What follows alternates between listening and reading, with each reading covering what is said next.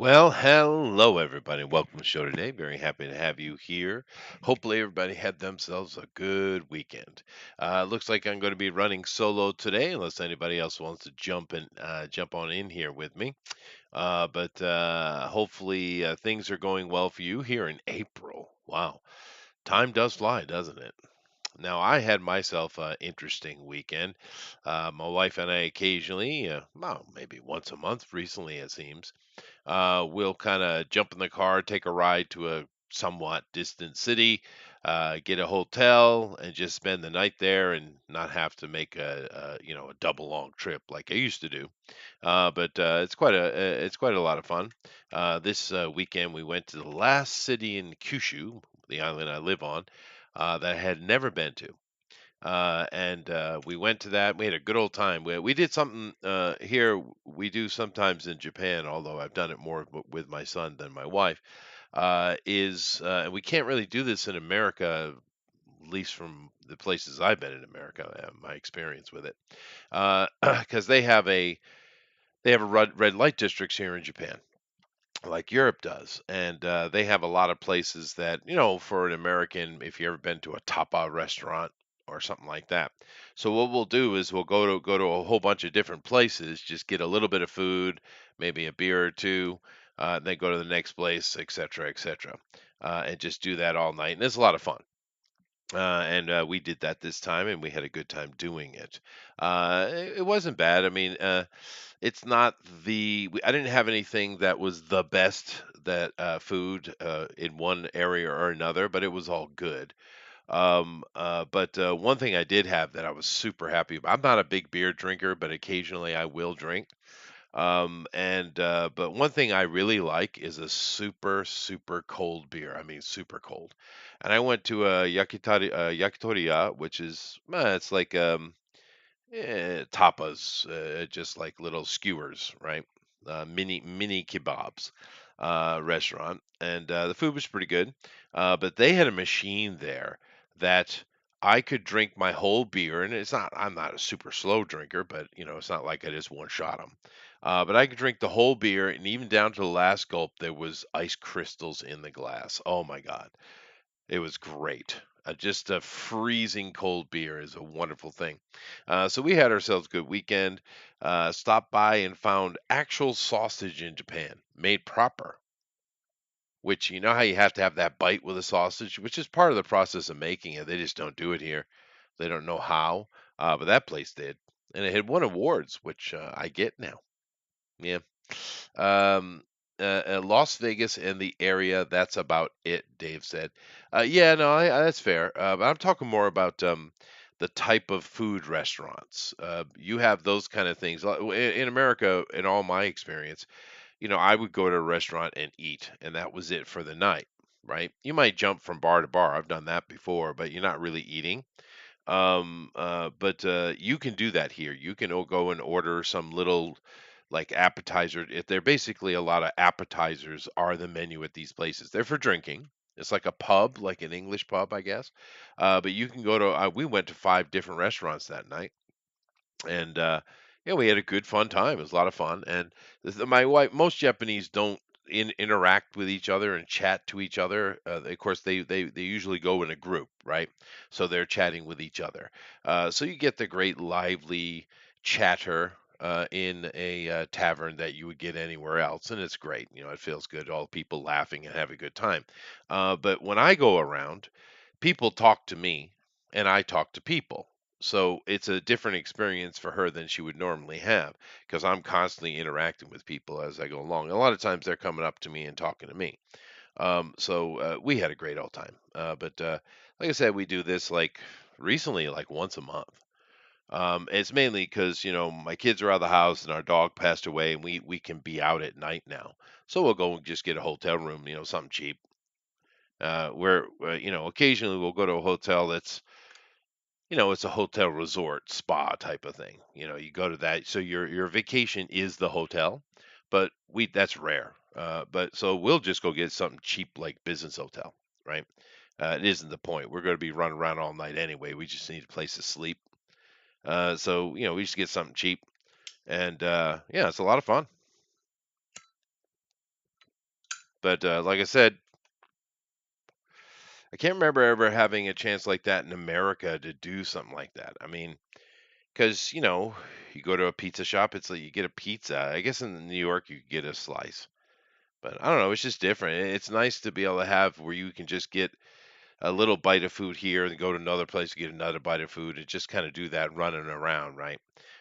When I first came here to Japan, I used to produce a lot of things. I had a production company, but I sold it.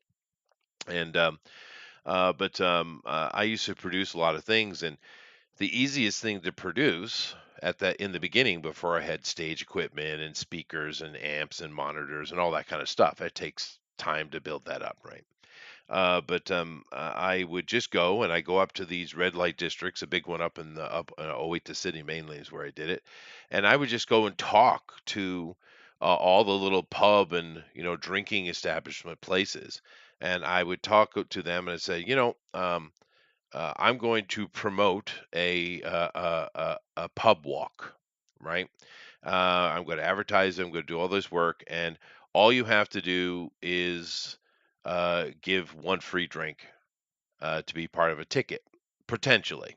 And because I would usually with your crawl ticket, you get two free drinks, and you could take it in any place you're at. It's up to you, right? So it wasn't a guarantee that each person was going to drink at their place, but that was the deal I made with them, and therefore to kind of drive business into them. And they liked the idea, and I did a lot of those. And I had one pub crawl. There must have been, I don't know, a couple thousand people descended on that place that were had tickets in their hands. And just going to all these different the idea is you have a map and you're supposed to go to each one, right? And like I said, they get two free drinks, but after that, they're paying for themselves. And some places had covers and stuff, but it's just kind of driving people to. And what I did was, is I grabbed a whole bunch of musicians and I put them in as many places I could. Little teeny bands like one man band, two-man bands, little things. Some of them had live stages, so I could throw them in there as well. But just get them out there and just have a whole bunch of music and people moving around, and it was successful, and I made money off of it. And I kept doing that for a long time. But one of the things that helps, because these are Japanese people I'm selling the ticket to, right? I mean, there were some foreigners too, is the fact that a lot of these places have some kind of little pub food. But it's better than our in America. Our bar food, it tends to be pretty awful, right? I mean, just horrible microwave crap, right? But they don't do that. They cook real food, and they take a lot of pride in it. Yeah, it was just a great experience. So I guess in a way I was pub crawling, I guess. But it is a lot of fun. You guys ever done a pub crawl? Let's see. America has that. It's called Philadelphia Reading Terminal something. Check it out. Oh, cool. Yeah, no, there must be some places like that, Dave. Yeah. Terminal Market. Yeah. Yeah, it's just a lot of fun doing that kind of thing. Have you guys ever done a pub crawl? I know the British or Europeans listen and have. It's definitely a thing. I've never seen it in America, at least when I was there. But they are a lot of fun. And then I had got in with all the live houses by that time, and I would just rent the live house out for the night and just start throwing like three bands in and having a cover charge and taking a percentage of the beer, the alcohol, right? I kind of evolved into that. And then I bought a whole bunch of stage stuff and I started doing full on, outside live event type stuff. But, everything's a progression, isn't it? We got Roger in here. We got Dave. We got Curious. Nice to see everybody in here. I did hit the like share, but let everybody know so they come in and say hi to us. So we're going to cover a few things. I'm going to be a little bit shorter today than normal. I do have to run out a little early today, but not so much. But nevertheless, thank you all for coming in. I definitely appreciate it. Seeing as it's just me today, I will just get right into the conversations that we're going to be talking about today. And there are a few interesting ones. So let's go ahead and get to it. Let's see here. There we go. All righty. And like I said, if anybody wants to jump in here and have a chat, let me know. Some of you can just jump in as you like, but if anybody's interested, just go ahead and put it in the chat or over here Discord. I'll check back every now and then, see if I'm missing anything. But I think a lot of you have access, so you could just jump into live here if you wanted to. But nevertheless, let me go ahead and get this up. Here we go. Now, this young man, this Gen 5, which is a spinoff of The Boys, I haven't seen it, and I have no interest in seeing it. Honestly, the shambles they did with The Boys was just it was kind of disgusting to me. Especially you got Carl Urban, who's I've enjoyed a lot of his movies over the years. And you have one of the best graphic novels of all time, right? In The Boys, with and all he had to do was just follow the damn story. That's all he had to do, right? But they had to flip it out, and of course they had to, make it all woke and put a girl in it and make her gay, as they do. But the fun, and of course the hilarious thing about it is it's literally called The Boys. The Boys. But no, no, they had to girl it up, right?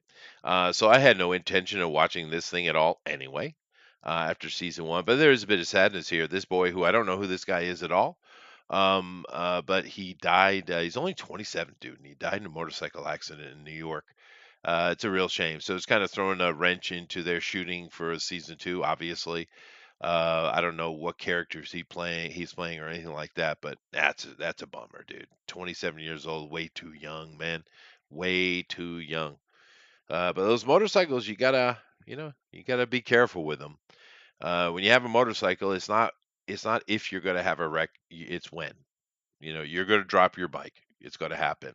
And wow, you can always tell the difference between guys who have had a wreck and those who haven't. The way they drive, but might not have been his fault at all. I just wanted to mention it. Like I said, I'm not really interested in this show, but it's a shame to see someone die like that so young, and he had a career going and everything like that. So condolences, man. That's his name was Chance Perdoma. I don't know him if you guys do, but yeah, it's a real shame, dude. Now, they did say his passion for the arts and an insatiable appetite for life. What does that mean? What are you trying to tell me with that? It sounds fishy. You know, just say, we'll miss him. It's sad. Okay, whatever. But moving on from this, but that is pretty awful.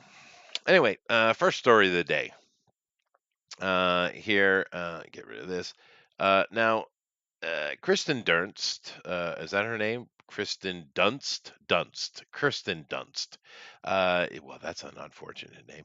Hmm. Unpacks the movie's pay disparity. Now, this article here is going into, women don't get paid as much as men type of thing. To be fair, Kirsten didn't really get into it much herself.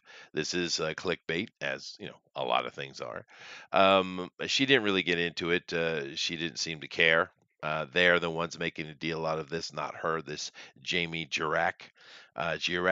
But she did mention a couple of things in this article I thought were interesting. One, she said he got paid a lot more than me. She didn't know what it was, but she knew it was a lot more than her.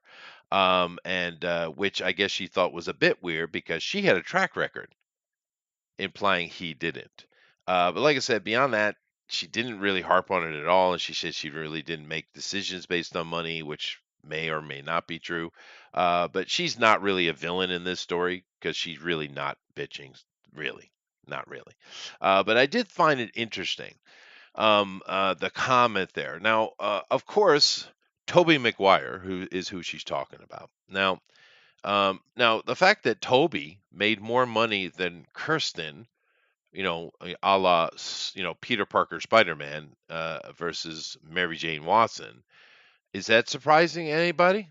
That the main character gets paid more money than the side character? I mean, really, but I guess that's the problem. She should make exactly the same money. No, nay, more than him, I guess. So that's kind of weird because if we were doing, say, Wonder Woman, I'd imagine that Gal Gadot got paid more money than Chris Pine did. What do you think? Do you think maybe that Gal Gadot as Wonder Woman got more money than Chris Pine? I kind of bet she did, right? Probably a lot more. right? Because he's a side character. He's not a co-star. He's a side character, just like Mary Jane Watson. But I thought I'd go take a look at it here and do a little bit of comparison. Now, this first Spider-Man movie came out in 2002, right? And let's go here and take a look at their IMDb page and look at their careers. So, first we have Kirsten here, and she has 90 some odd projects she's been involved with, and she started doing her thing in 1989. That's pretty early. Let's check out Toby. 19. Wow. Now, isn't that interesting? They both started their career the very same year. Now, she's done more than he has. I mean, you can see by he's got 54 previous and she has 88. But they started the exact same year. Now, the accusation here from her is that she was more known than him. She had done more things than him. Therefore, she should have made more money than him because she's a bigger star than him. Not looking at the fact at all that, you know, she's not the main character. But let's take a look here. Let's go to Kirsten's first and see if we recognize anything here. Okay, so nope. She played a kid in the Bonfire of the Vanities. Okay, but I don't remember her. Do you? Quality over quantity. Well, it's not even that, Bob. It's just that he's the lead. I mean, like I made the Gal Gadot thing. I'm guarantee you, Gal made more money than Chris Pine did in the Wonder Woman movie because she's the title character, dude. But anyway, let's take a look here. All right. So I don't know this. She played some kid in this. She played a kid here. A lot of these things. Now, here's the first thing I know of her right here. She played Claudia in Interview with a Vampire in 1994, and she did a good job. She did. She was actually quite good in that movie, for her thing. Little Women. This story's been done. I don't know 5,000 times. So I don't know that I've seen this one. I've only seen it once, and it was back when I was a kid, so it was an older version. Of course, she played Judy in Jumanji. It's another thing I recognize it. Yep. Let's see here. A lot of TV stuff. A lot of TV one-shot appearances. One episode, 6 episodes on ER. Mm, okay. Wag the dog. Yeah, I remember she played the little girl, but that's almost like a cameo. I don't even think she speaks, does she? I'm not sure. She plays the little poor, Eastern European girl, right? I don't even think she speaks in this. Let's see here. Small Soldiers. She played the sister. Yep, yep, yep. That's right. Let's see here. Yeah, I'm not recognizing anything, but so far we have three that I recognize. Okay, yeah, she played a little girl in that. She was a little girl for a long time. I guess she's a small lady. Not recognizing anything here, and then boom, Spider-Man. So we got three. We got three things that I absolutely recognize her from, and one of those, Jumanji and Small Soldiers. She was fine. So three movies that I recognize very clearly with Kirsten Dunst until we get into Spider-Man 2022. Let's go look at Toby. Let's see here. The Wizard. I do remember that. I don't remember him though. Looks like he was a kid in the background. Hmm. TV stuff as usual. Erie, Indiana. A single episode once again. Looks like he was on this Great Scott show longer. Played a kid in that. Let's see here. Once again, a lot of TV stuff. Nothing I recognize. Nothing is sticking out to me at all. He played a hitchhiker here, so that's a little bit piece. Cider House Rules. Yeah, I do remember him in this one. I do remember. So there's one. Let's see. Wonder Boys. I remember him in that for sure. And then, of course, I don't remember the cats and dog thing. So here we go. Spider-Man 2022. So there's two things that I recognize him clearly from. And three for her. So yeah, she had more, and the two things he had were not as big as the one thing she made. Interview with the Vampire. It was pretty big, and she was good in that. So it's kind of true. But if you look at their filmography, it's about the same coming up until that moment. I guess maybe she had a little bit more here. Oh, and she did voice young Anastasia. Okay, I didn't catch that one. So yeah, okay, she's got a little bit more push than he has. But the point being is, it's not that big a difference. And of course, he's playing Spider-Man. But we hear these things a lot, and the reason I brought it up because, like I said, she's not being really bitchy about it in this article at all. She just kind of mentioned. I think the interviewer probably asked her, and just trying to, suck some, controversy out of her, right? But we hear this argument a lot, and no one ever takes into account just reasonable things like, okay, well, how many hours you put in a week? In the case with acting, are you the lead character or not the lead character? And I hear a lot of these noise about characters, people who are playing side characters, and upset that they're not getting paid as much as the lead, male or female, I would say. And it's just kind of dumb. But then again, most of the stuff these days are dumb. Yeah. Pleasantville was a big movie for him. Oh, yeah, no, I do remember that movie. There you go. Was that before, though? Let me check it. Oh, yeah, you're right. It was. That was a big one. But I'm saying it's basically comparable. They literally started their career the same year, and the work they did before was comparable. I would say though, her ticket there in Interview with the Vampire was bigger than his though. But then again, most people, I think, of the choices we have, prefer Tobey Maguire's Spider-Man over all the other ones. It's not perfect, but the first two were great. I mean, the second one is the best one, in my opinion, with the guy playing Doc Ock. I can't remember his name offhand, but that was wonderful. Yeah, I mean, he absolutely knocked that out of the park. That guy, what was his name? Alfred Molina. There it is. Yeah, wonderful. Good job. Good job. And this also had a very classic May Parker. This lady Rosemary Harris that was playing it was kind of perfect. J. Jonah Jameson with J.K. Simmons was also exactly right.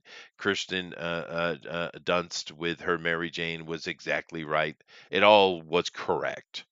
And it's just how his powers worked and stuff were a little bit incorrect to the comic, but who cares?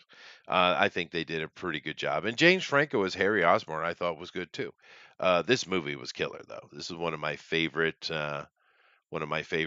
movies, superhero movies of all time. Is Spider-Man 2. But and this guy Molina playing Doc Ock, he just owned it, man. But Toby had some really good moments in that movie too, though. But nevertheless, it's not a big deal. I know. But I just we see this all the time, don't we? Yeah. It's just this constant, whinging, whining and whinging, this constant amount of it. And it's not, in this case, it's same I've seen otherwise. It's not necessarily the actors that are making the noise, it's the reporters trying to stir up controversy, right? In this case, I think it's exactly that. But still, it's such a dumb thing. Why would she make as much money as Toby? It doesn't make any sense whatsoever. Right? Now, if they were making the Mary Jane, like the Mary Tyler Moore show, and they were doing something with just Mary Jane, and they brought her in to do that, oh, okay, well, she would make more money, wouldn't she? Right? Anyway, moving on from that, but wow, dude, unbelievable. Anyway, let's take a look here and see how things are going in the box office. It looks like this last weekend, King Kong owned it.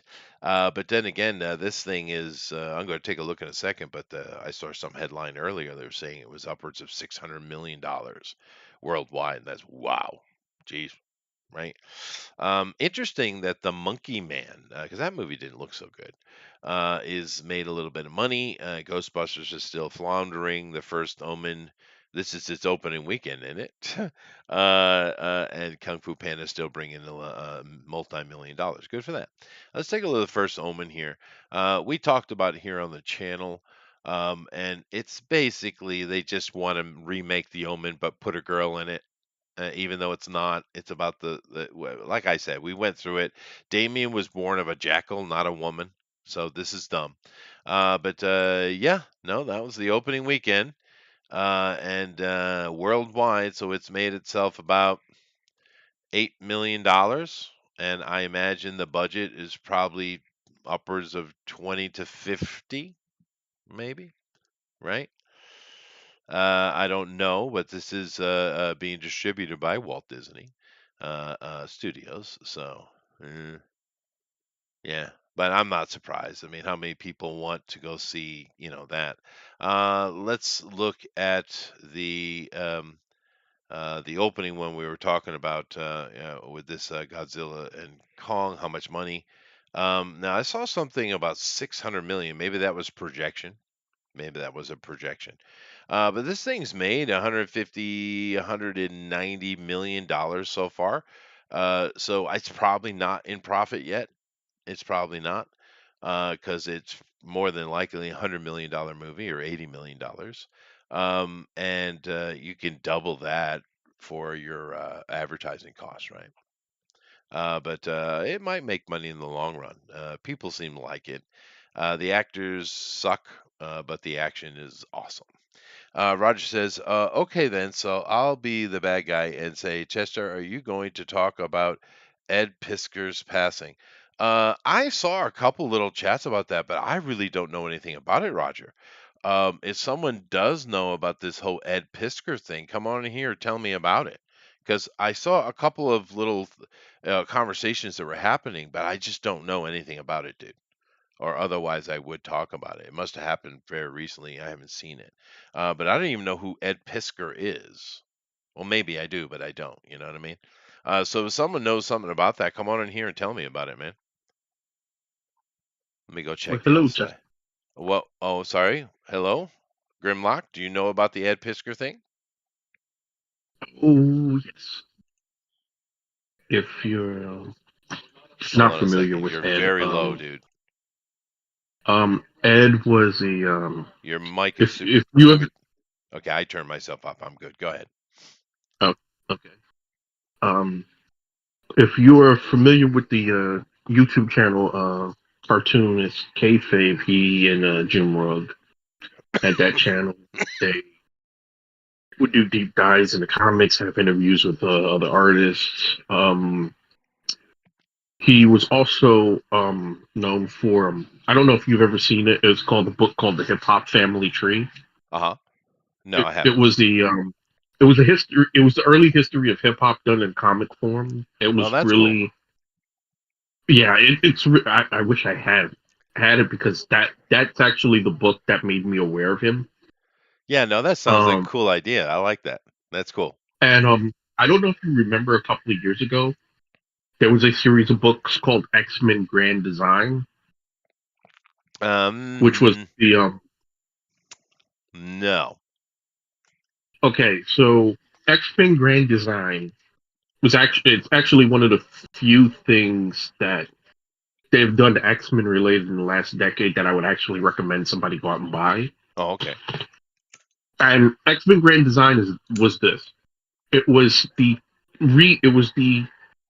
history of the X Men in chronological order, not in the history of like the comics themselves, but like in the actual timeline. Like maybe like how certain issues would do like flashbacks. Yeah, sure. So instead of that, like it could be X Men 200, but those events would be put in order. So in his art style, it had a very old school look. It was to me, it was very well done. It explained everything. Had notes in the back of the book. Um, it was one of the few things that they did that enjoyed. And I think they had Jim Rugg do Hulk grand design. I forgot who did Fantastic Four grand design, but I don't think it was Piscor. Should have been, but yeah, it was one of the few uh, really well done X Men anythings that's been done in the Oh, I do past. remember these covers though. I'm looking at it right Yeah, now. I do remember these covers. Yeah. I haven't read it though. Yeah, I haven't. Anyway, I please. think you would enjoy it. Yeah. Please continue though. I mean, for the most part, it's like a lot Yeah. but like how it's put in order, the art style. I think you would dig it. But Yeah, that's where he was most known. And And he I'm died. sure. So where's the controversy? Because from the way Roger said it, it sounds like there's a controversy around his death. Oh, yeah, there's a lot of it. Oh goodness. Okay. So he didn't just die; he committed suicide. Oh wow. Oh goodness. Um, yes, and the reason he committed suicide, and stop me if you've heard this before, but remember when this channel and others would before we just got to the point where we just said to hell with comics. Yeah. um the Whisper Network, you know that that subject came up Oh, we often talked about it. Yeah. here. Yeah. Well, those same people apparently had a thing for Ed Piskor for quite some time, and a couple of weeks ago it came to light that Ed had what would be I, the way it was framed was he had inappropriate contact with a young girl. Uh huh. So the controversy was that it came to light that Ed was had during the COVID period. He was talking with a young girl about 17 years old. Uh huh. Which isn't young, but go ahead. Well, Anyway, yeah. Go ahead. it, Yeah. you know how it's framed Yeah. because he was believed to be 36 at the time. Uh huh. So there, you know how these people go, Yeah, I do. and Yeah. there's no evidence from any um there's no evidence from any angle that I have seen, heard, read that this contact with this girl was inappropriate. Uh huh. Other than that, some people will look at the age difference and go, "That's creepy." But Yeah, other than sure. that, That's fine. there But was, and keep there in was mind, nothing guys. Right, but keep in mind inappropriately said. with the whisper No physical thing, contact. he's talking about people like Mark Wade, Gail Simone, things like that. Alex So de okay, Campi. they were accusing him of, okay, all right, So as usual, when it comes to things like this, they don't stop. And it ramped up to the point where a local news station went to his house, went to his parents' house, and was basically, doing what, modern day quote unquote journalists do, right. which is more harassing than anything. Well, yeah, So knowing knowing the pattern of these people in the Whisper Network, apparently Ed didn't see any way out. And Ed made the decision last Monday uh-huh. to life. I But see. before he did that, he left a very long and detailed suicide note, which I read. And he explained the contact with the girl. He also explained previous any other previous accusations. But he did something very different than all the other people who have, fallen under the torches of the Whisper Network.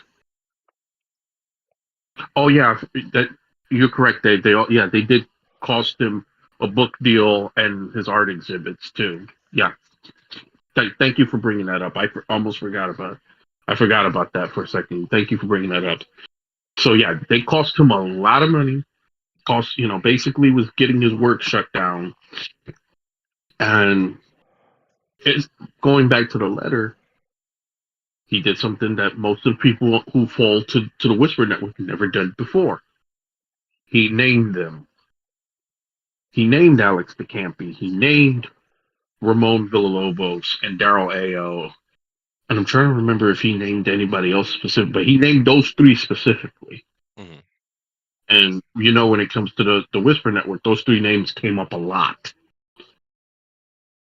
Yep. So, and in the letter, he also said this. He said,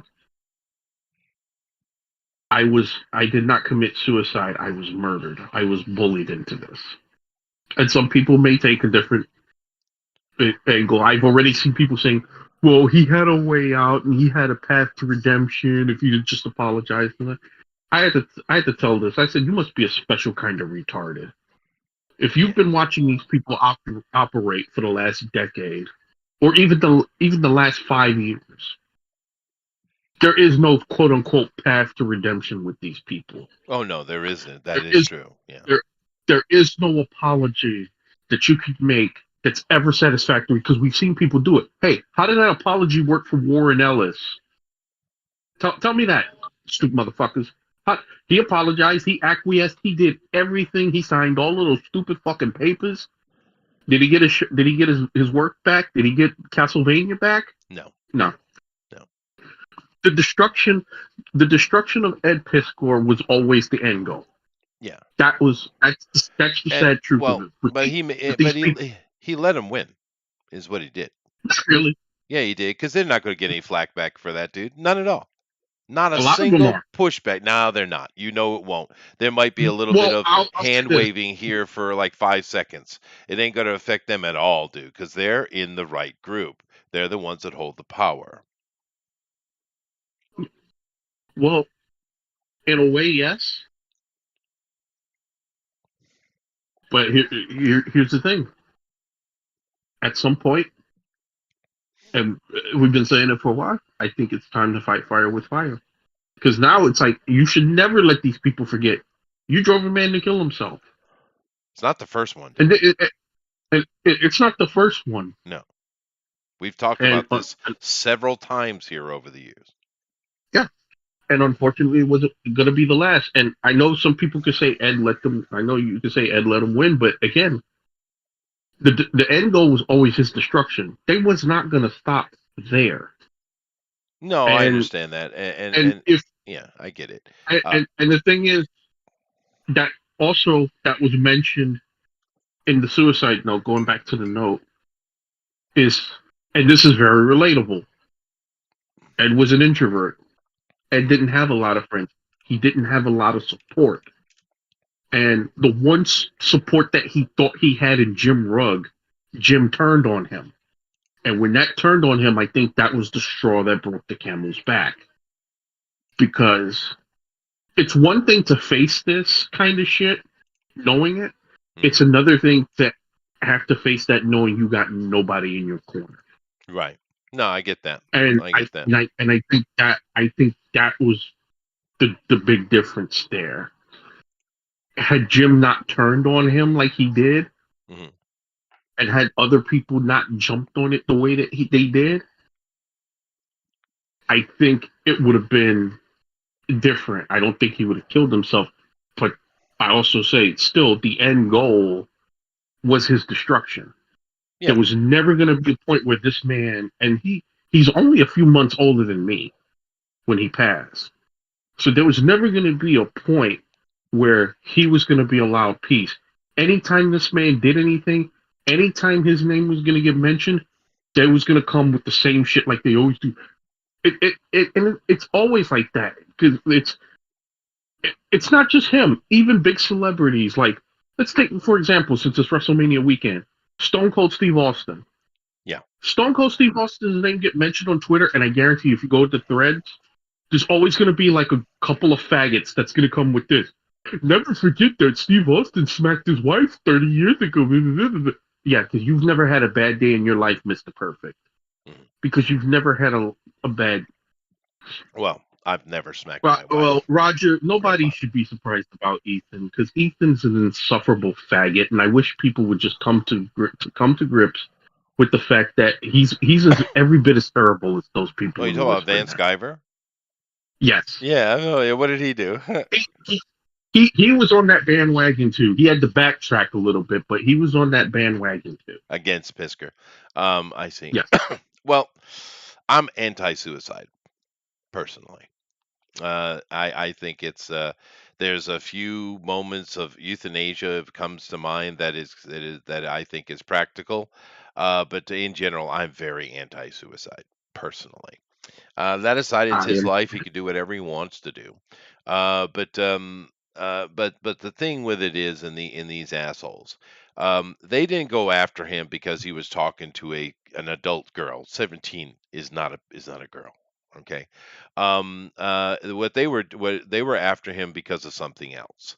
So he must be like normal and not on the no, not bringing out the torches and pitchforks against Well, anybody who isn't pro transgenders or gays or black rights or whatever. He must have done something previous well, because otherwise they wouldn't be on him like that. well. Considering like they said, the book that made him famous was Hip Hop Family Tree. He was a huge hip hop fan, so Yeah, it that sounds wasn't like a it. The cool fact idea. I that love the idea. Yeah. it's really good from the parts of it that I've seen. It's like, God, I want this book. I haven't been able to get it yet. Yeah. It's on my But to-buy. what did he not do that got their attention though? What he not do? He wasn't one of them. He just I guess wasn't he up wouldn't. there. Yeah.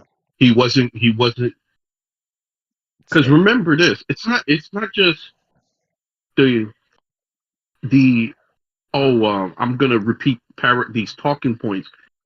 If you don't join them in the attacks, like if they're out attacking somebody, you should remember when they was doing that with Scott Snyder. Oh, you should jump in these attacks. You should say this and you should say that and blah blah blah blah blah blah blah. Right? Remember, Yeah, I remember. Yeah. it's not enough. It's not enough to it's not enough for them to even if you're neutral, if you're like, you know what, I don't want to get involved in that. Now all of a sudden you just declared yourself an enemy to them by saying I don't want to be involved. Right. You know, So I it could be like I said, the guy he clearly was an introvert, so he was not going to get involved in that kind of shit like they wanted him to. He wasn't going to play their games. So since he wasn't going to play their games, that's just as bad as being a bigot. He might as well have been yeah. recorded just saying nigger for 5 minutes Right. straight. Yeah, it's just like they're up at And now, they're angry at Dwayne Johnson because he hasn't said something, to yes, promote Joe Biden. Yeah, they're angry at him because yes. he didn't speak. But yeah, I mean, and of course they're using this against him. I am curious though, because I have been out of the states for a long time.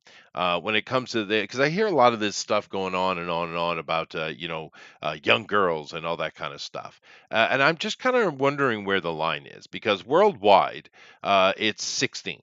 There's a few countries that Well, are below, but in general, it's 16 across the whole planet. Now, I know when I was in America, most of the states I knew of were 16 as well. So where is this well, 17, it, this 16 and 17 is somehow a minor. Where does this coming from? Because the age of it's consent in still America is 16, dude. it's still the case in most places. In most states, still the age of consent is 16 for at least for 16, yeah. girls. It's younger than that for boys in most states.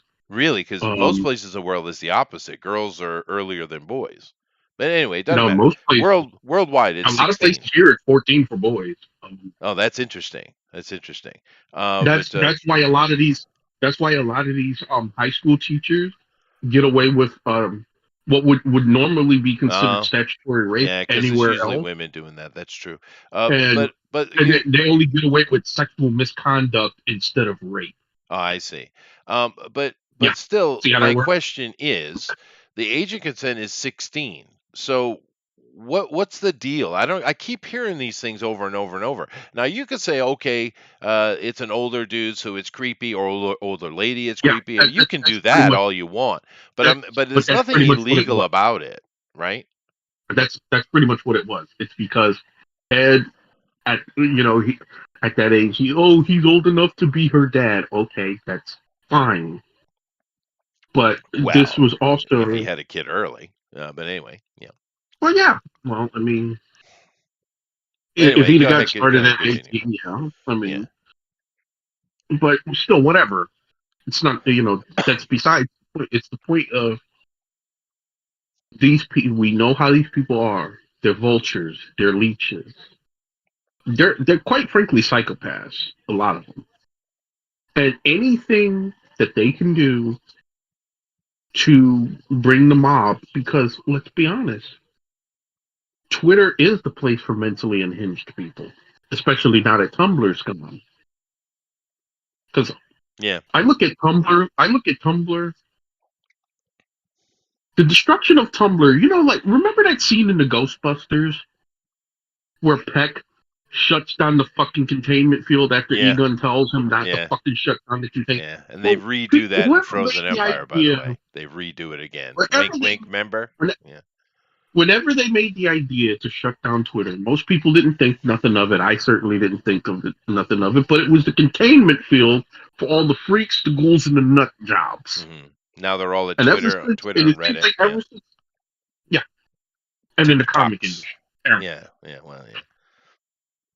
Well, it's So it's unfortunate situation though, dude. I mean, in my opinion, he shouldn't have done that. You shouldn't have done that. I mean, I, I you know, I understand your point of view, but take it from somebody who's tried it. When you get to that place in your head, and if you're already thinking of it, you're already too far in. If you've thought about it, if you get to a point where you never. see where you, well, I know you haven't, look, God bless you for that you haven't. Seriously, I'm not saying that in any tongue-in-cheek way. If you've ever been a person where you've never felt like you couldn't see light on the other side. You Mm, couldn't see, you couldn't imagine a way where this gets better for you on the other side. You see no other way out. You're going to do this. And you will make peace with this faster than you ever thought you could imagine. uh, well, okay. You will. I'm telling you, I've been there. I've literally been there. When it happened to me, I only said three words: Jesus, I'm tired. I couldn't think of nothing else. I understand where Ed's head got to. Right, right. No, it's You a can, very you can, sad thing, dude. It's a very sad especially thing. when you think that you have nobody else. Right. Because if you read that letter, because it wasn't just that they went after him, it's that they brought the news to his family, his elderly parents, that apparently, they need to be taken care of. And them taking this money away from him, they've taken his livelihood away from him. He Yeah. saw nothing Extreme else. He doxing. saw, I see. Yeah. and and like I said, it wasn't just because of this. It's because they had been doing it for close to a decade. They had been picking and picking and picking at him, and it was the same people over and over again. So he got to the point where it's like they're never gonna stop. Oh, I There's didn't no know it was that apology long. I could.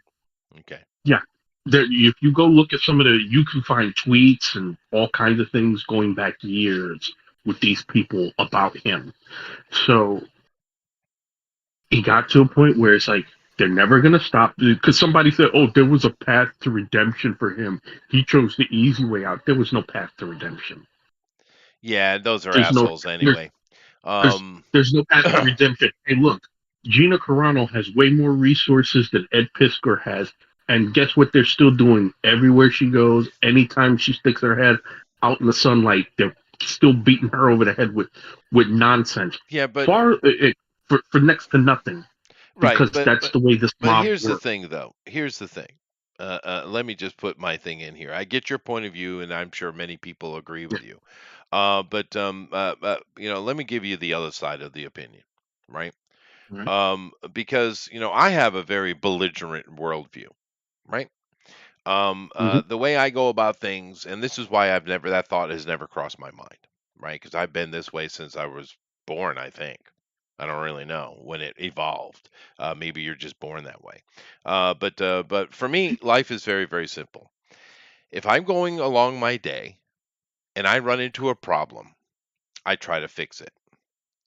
If I can't fix it, I go around it. And end of story. No more thought about it. No more concern. Right?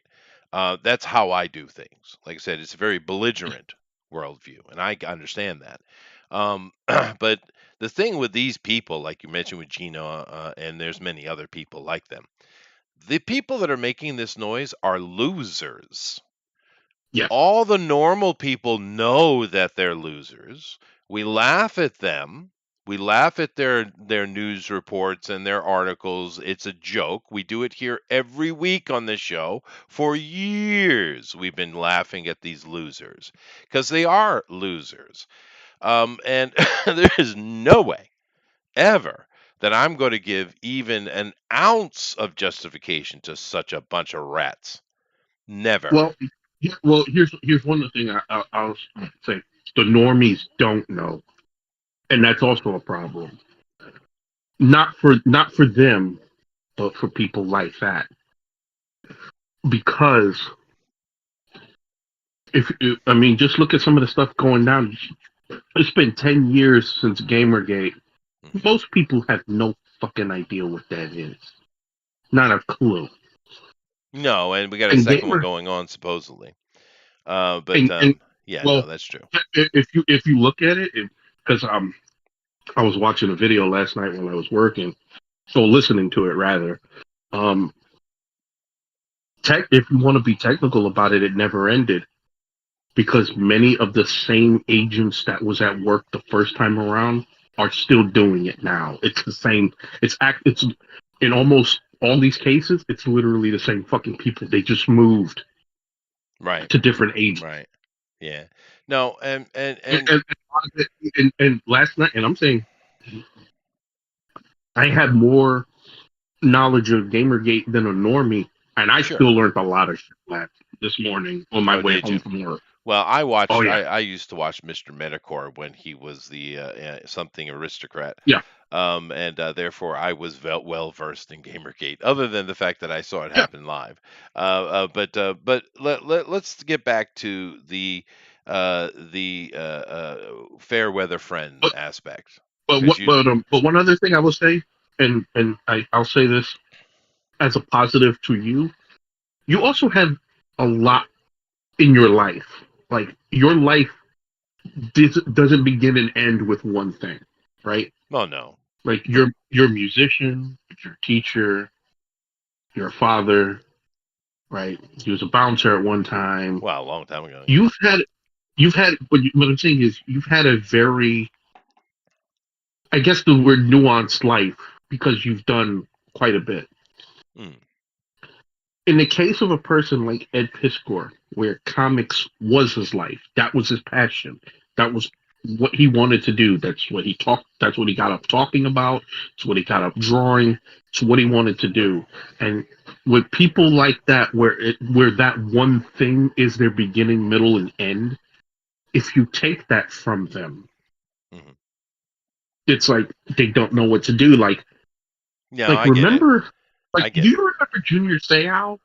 I do remember Junior And, Seau. Yeah. and I remember when he retired and he had the Hall of Fame speech and he gave this beautiful speech about graduating to the next part of his life, and less than 2 weeks later he commits suicide. Yeah. And I'm thinking, wow.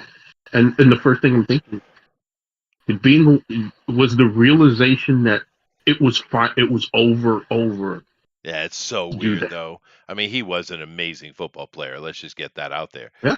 But yeah, that was When you get weird. to the Just Hall of like, Fame, what are that you doing, dude? realization is that it's over. You There's earned no forever Hall of Fame eternal love from everybody because he was that good. So now just sit yep. back and take the dessert, baby. What are you doing? Some people can't. Some Yeah, people really some can't. people can't. And, But and I know that some people go, oh, I can't imagine that. And again, God bless you if you can. But for well, yeah, some no, people, it's hard for those of us like me to understand it though. But at the same time, I'm not a jackass that just labels something and leaves it, right? So I feel bad about this situation. It sucks for him. I wish he didn't do what he did though. But it's absolute shit, and we know that, and that's especially because it's coming out a bunch of losers who ain't worth shit. But like I mentioned, that if I can't fix it, I go around it. Let me give you a yeah, hypothetical example. all right. Hypothetical. Let's say when I was younger, hypothetical. Okay. Let's say when I was younger, there was a cop that had a hard on for my brother. Mm-hmm. And I mean that in the old term, not like this modern gay crap, right? Oh, He, yeah, I know what you mean when it comes to cops. yeah, yeah. And my brother, hypothetically, might have been a dumbass and kind of deserved some of the flack. But nevertheless, let's say hypothetically, this cop was doing stuff like pulling him over all the time, breaking headlights and tail lights and giving tickets and, just harassing constantly. And hypothetically, let's say I went and had a conversation with this guy face to face and I told him to back the fuck up. And let's say he said, or what? And let's say hypothetically I walked away and I know where he always went for his cuz he worked night shift. He was a cop, a patrol car cop. Hypothetically. And let's say he was at a pizza joint he normally was and I built a thermite bomb hypothetically and put it and lit it on the hood of his police car hypothetically. You see. This is how you either fix it or go the fuck around it. You know what happened after that though? Never saw that cop again. No. And he stopped fucking with my brother. Some Hypothetically. very interesting hypotheticals in this hypothesis. Yeah, well, it's a lot easier to build a thermite bomb than you might realize. And they don't go boom, by the way. They melt shit. The opinions expressed in this hypothetical situation Are are the hypothetical. hypothetical opinions of John Chester. I was good at chemistry, hypothetically.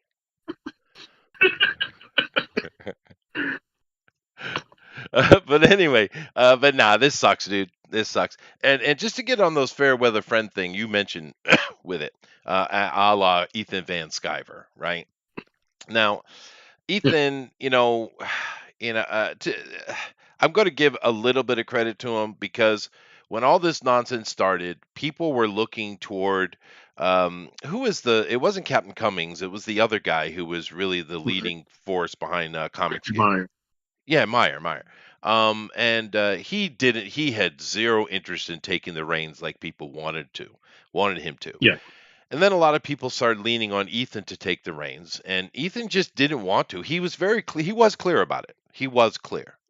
And then he ended up kind of pseudo taking the reins, but it was clear he didn't want to. And it's unfortunate. I think if he took it seriously and he became a leader and became a good person and a leader, he could have done a lot with it. I think if he had done that by now, he would have an established comic book company going on right now instead of the half-assery he's got going on. There's a little bit of things here or there he pops out with, but I think he could have had something legitimate. But like I said from the beginning, he was clear he didn't want to be the boss. He was. All right. So we got to remember that. Well, But he the thing with Ethan though, he loves playing them games, boy. He loves stirring up controversy and trying to make hay off of it, right? And well, that's what Ethan does, right? It's his character, and that therefore he knew that, and that's why he told us, "I'm not your leader," and he's right. Yeah.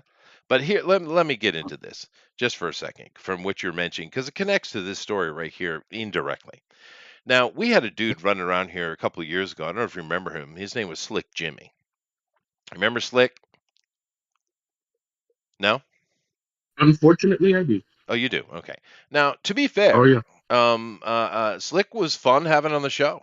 He was a good conversationalist. He had good sense of humor. He was fun to talk to. And not only us over here agreed, many other channels do. Because he was on those channels, including Ethan Van Sciver's channel, quite often, because he was a good color commentary guy to have on your show. He just was, right? And Ethan's because Ethan thinks about that more than us. Over here, we're just, hey, if you want to come and have a chat, get up in here and talk with us. We're not about making a successful YouTube channel. That's not what we're doing.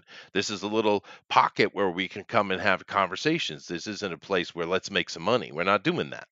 Ethan's trying to do that, and that's all good. And he saw the value of Slick Jimmy, just like many other people did. And then, of course, the controversy came out with him where he got busted in I think it was in Salt Lake City or something like that.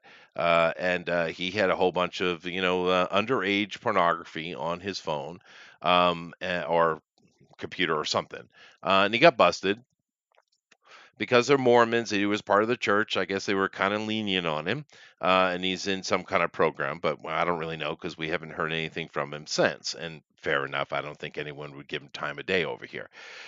because most of us here are dads, parents that we're not really very forgiving of that kind of shit. And some of us have even deeper angst in regards to it. So, it is what it is. Of course, immediately, he wasn't here ever again, or he wasn't anywhere else ever again. I'm guarantee Ethan didn't have him on the show again. However, the finger pointing started. If you guys, or some of you might remember, right? Blaming whose fault was it? Of course, this is all dumb because the only person whose fault it was Slick Jimmy, right? He's the one that did it. I mean, shit, I don't even know his real name. Do you know his real name?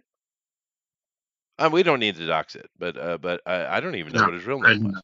not. But whatever. He's the only person to blame for it, right? But the finger pointing Yeah. was going around because it's a taint and people don't want it, which I get. But during that whole finger pointing thing, I had Slick on, and we were talking about his book, and I had looked Yeah. at the book beforehand before we went on live. And it was a bit scandalous as far as what was going on in it. Now, and I had said that I had seen it, and it was a little bit I forget the word I used, but inappropriate, something to that effect. And it was, but now I wasn't talking about the age of the girl in the comic book. I was just talking about the amount of nudity, right? And you Hmm. can make that. You can do that. I've had conversation with RT Bear over on his show regarding as an artist, you have to make a decision. You're either going to do that or you'll never go to do that. It's kind of there's I guess there's a wall when it comes to artists, whether you do that kind of blue stuff or you don't. But that's what I Yeah. was referring to, right? That fact that it was a bit scandalous, dude, right? And I had Hmm. said that. And of course, we went on and did the show just like we do with anything else, promoting the comic book. But Ethan, some reason, decided because I don't have any relationship with Ethan Van Sciver other than Thundero, right? Because he used to be his main mod, right? But Ethan decided to clip my voice saying that, put it on his show, and then say, suspicious. He didn't make any direct accusations. He was just trying to point fingers, I guess. But this is the kind of guy Ethan Van Sciver is. Did he give us a call? Because Slick was here more than anywhere else. He did go to a lot of places, but he was here more than anywhere else. Did Ethan bother to drop a line, to drop a DM, to have a conversation? No, not a single thing. Right? He just pointed a finger so it would be pointed away from him because he had Slick on the show multiple times. Now that is Ethan Van Sciver. He's a shit that will take advantage of anything he can to better himself or protect himself. And the world is full of little shits like Ethan Van Sciver. The world is full of them. Now, I'm not going to take Oh, I nothing know. away from Ethan. He is literally a generational artist. He's amazing. I ain't going to take nothing Yeah, he's away a from great him. artist. No, he is. That's about the only positive I can say about him. Right. But he's a little Because shithead. He's a as a human coward, being, he's is what he is. oh, Right. And that's okay. You didn't hear me making it. This is the first. That was years ago, and this is the that, first you've heard me say anything about it because I don't that, give a shit about what Ethan yeah. Van Sciver thinks at all, right? Or very few other people for that matter. So I didn't make a big noise about it because who cares, right? Yeah. But for him to jump on the bandwagon with this thing here and trying to point fingers, yeah. Not a shock. Well, the thing is with Ethan, he does the sex things. He keeps doing this, and me thinks he protests too much. Oh yeah. Well, like I was gonna say earlier, I think a lot of people, especially in the indie comics realm, need to have a come to Jesus moment about what he is. Yeah, I mean, What he is as he's an somebody opportunist. who, yes, that's it. Like he was never gonna be that. Mm-mm. Whatever And people he thought he told you was he gonna be wasn't. early on, Yeah, he was never gonna be that yeah, because he's too interested in furthering himself. And look, let's also be frank about this. He didn't get fired from DC just because he was a Trump supporter. That was the final straw. yeah, yeah. He's a lazy, envious, gossiping, backbiting, low down snake son of a bitch that I would not turn on my back on that dude in a fucking house of mirrors No. because Yeah. Like, Now no. I don't know anything about why he got fired though. Just so you guys know, I have no clue. Look. You see his behavior. No, I do. You don't I have do. to. He's You don't not have that to different be than the Mark world's Wade. He's greatest. very similar. Yeah. You don't have to be the world's greatest detective to see why the fuck he got ousted at DC. It Yeah, ain't no. just because he was a quote unquote Trump supporter. No, it was that all the other things I just mentioned, and because maybe he is quote unquote a conservative, and he didn't have the number of allies to keep him there. Maybe, But maybe. Yeah.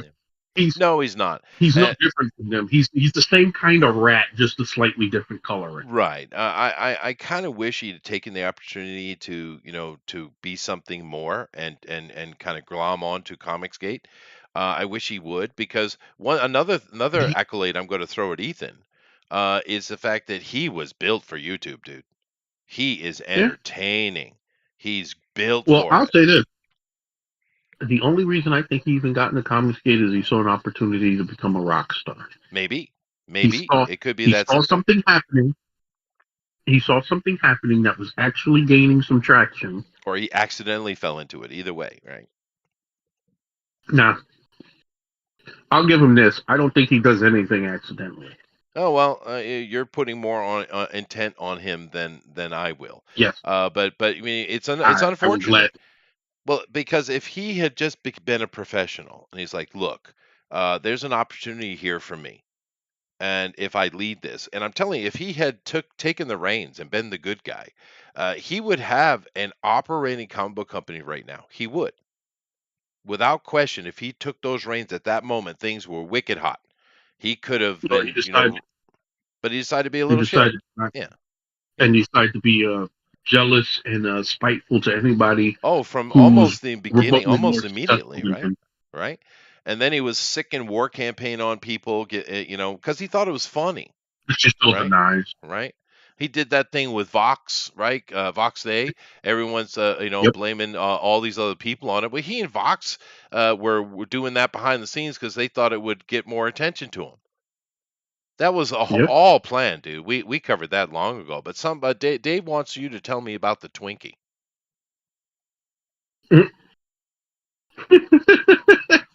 You just now seeing that? Yeah. I saw it. I'm just waiting for the opportunity. What do I even want to ask? Ghostbusters, dude. Yeah, no, I know. Yeah, but anyway, it's He, this is a you know sad what? You sad know what? story. You should have. You know what you should do next time you're teaching? Uh, Like have like this big like speech, and then just call out one of the students and go, "Hey, tell them about the Twinkie. Just they see what they do." they wouldn't get it at all, dude. They wouldn't get I it at know, but all. just Yeah. but you're doing it to see their reaction. Just see what happens. You go, I do that stuff all you the time tell them though. about the Yeah, just a different way. The other night was hilarious.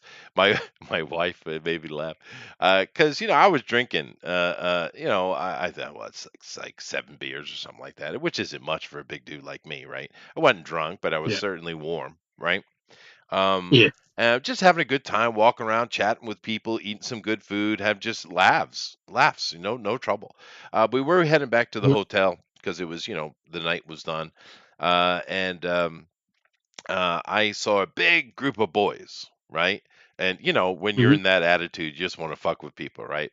So I decided we're going to fuck with these kids, in a friendly way, right? And I immediately start walking toward them. My wife got scared and started walking quickly away from the scene. Right? It was funny as hell, dude. And I just walked right up in the middle of them because they were standing in front of a Nomi Hodai place, right? Which is Nomi Hodai Mhm. means all you can drink for a set price, and that Yeah. one I think was like $36 or $38 or something like Ooh, that. Well, Japanese that's a can't hell of drink. a deal for Well, all you can drink. they can't drink much, dude. You ever seen the Indian in his fire water? Well, do keep in mind those Indians are from here, right? Oh The yeah. Asians, they like alcohol, but they can't drink much of it. So this actually Yes. All right. not as good a deal as you think it is. I'm sure they're terrified anytime they see a white boy walk in. Yeah. Well, fuck Um, a white boy, a white girl. oh, are you a white Just, person or just a just Western some person, fucking, right? just some Alabama white girl who's been fucking double shot and uh, fucking Jack Especially Daniels because since she it's was beer. 17. and we can drink that like water, you know. But anyway, I walk right in the middle of them, and they see me coming. They don't know what to do. This big group of boys. I mean, there's like Mhm. 15, 18 boys, right? It's a big group. And they're probably waiting for more people to show up. Probably they're waiting for the girls to show up, is what they're doing. I'm a guessing, but anyway, I just walk right up, and of course they don't know what to do. They make a lot. They make a hole, right? And Yeah. I don't go all the way into the mix of them. I just kind of go into the edge of them, and I look at the door, like I'm reading it. And one of the guys says in Japanese, because it's like if I can't read it, why would I understand the Japanese? It's just funny. But they didn't know what to do. And he said in Japanese, "Nomi hodai desu," meaning it's a all you can drink. And I said, "Tabe hodai," meaning all you can eat, right? And he's like, "Oh, no, no, no, nomi hodai." I said, "Ah, ii ne. Tabe hodai iranai. Nomi hodai ii desu ne." And meaning you don't need all you can eat, just drink as much as you can, is what I was saying, right? And they smile like they want to chuckle, and I looked at him and I kind of pointed my finger at him like an old school boss, like a professor, to say "Ganbatte," meaning do the best you can. And I walked away. Yeah. It was hilarious. Especially the funny because they burst out laughing then, right? Because it was fun, right? It was all done in good jest. I wasn't being mean at all. But the funniest part of it was my wife just walking away, and she was still moving by the time I moved back to head over toward her. He's like, "Oh my God, what is he doing?" Yeah. Right? I know. Anyway, it was funny. But let's continue on with this. But yeah, this situation sucks, and the fact that Ethan was on board with it, that doesn't surprise me at all. Yeah, Yeah. it's a shame. But anyway, let's see what else we got here. Thanks for telling me, dude. That's sad Yeah. as hell, man. Anyway, It really is. it is sad. So we were talking about this nonsense with the pay stuff and it's stupid. We were looking over here, and Godzilla is making some money. Good for them. Yeah. Um, Not surprised. yeah, no, I'm not surprised either. Monkey Man, though. This thing's up to 12 million, which isn't great, but this movie probably cost $2 to make. Did you Yeah. see the trailer for it? I saw a trailer. I'm like, oh, it looks like kind of like an Indian John Wick. I'm like, if it's good, I'm down. Yeah, nah, yeah, yeah, maybe. It just looked. I don't trust the Indians because they're always trying to He's sneak in waiting the for a scene. Bollywood. He's waiting for a scene where he kills like 36 dudes and then he busts out there. Yes, exactly. And it's like everyone's I'm gonna dancing. tell It's you like what. I'm gonna tell you what. In a way, that would make it funny because what kind of level of psycho you have to be right, to just right, like kill a room full of right. people and then just start dancing for Mhm. no reason? Well, do keep in mind that the Stone Monkey Journey to the West here in Asia, Yeah. which now I understand that the Middle East is technically Asia as well, but it ain't. It isn't. Right. Let's just leave that to itself. I understand technically, you have Orient and Occidental. I get it. Right. But Yeah. but it's not. But over here in actual Asia, or the Orient, if we prefer, um, the Journey to the West story with Stone Monkey and the pig guy and the water kappa and the priest, the androgynous priest, which is weird. That story just resonates in every little thing. It's like our King Arthur, Mhm. right? We see so many hints and applications of it in many ways, right? That story, the heroic knight, the heroic king. Mhm. But the monkey, the stone monkey, sorry, he shows up in a lot, and that's what they're doing here. They're venerating the stone monkey in this. The idea he's channeling he's channeling the spirit of the stone monkey. So I don't know. I probably will watch it. You're right. I'm going to wait for confirmation that there isn't dancing. However, all right. Let's see. What has Frozen Empire made the whole time? 100. Oh, they lost money. Boy. This How is the third week, right? much did it take to make? No, 2 weeks. I don't know, but that's $100 million movie at least, dude. They're gonna lose their shirt on this one. They've only made 70 million.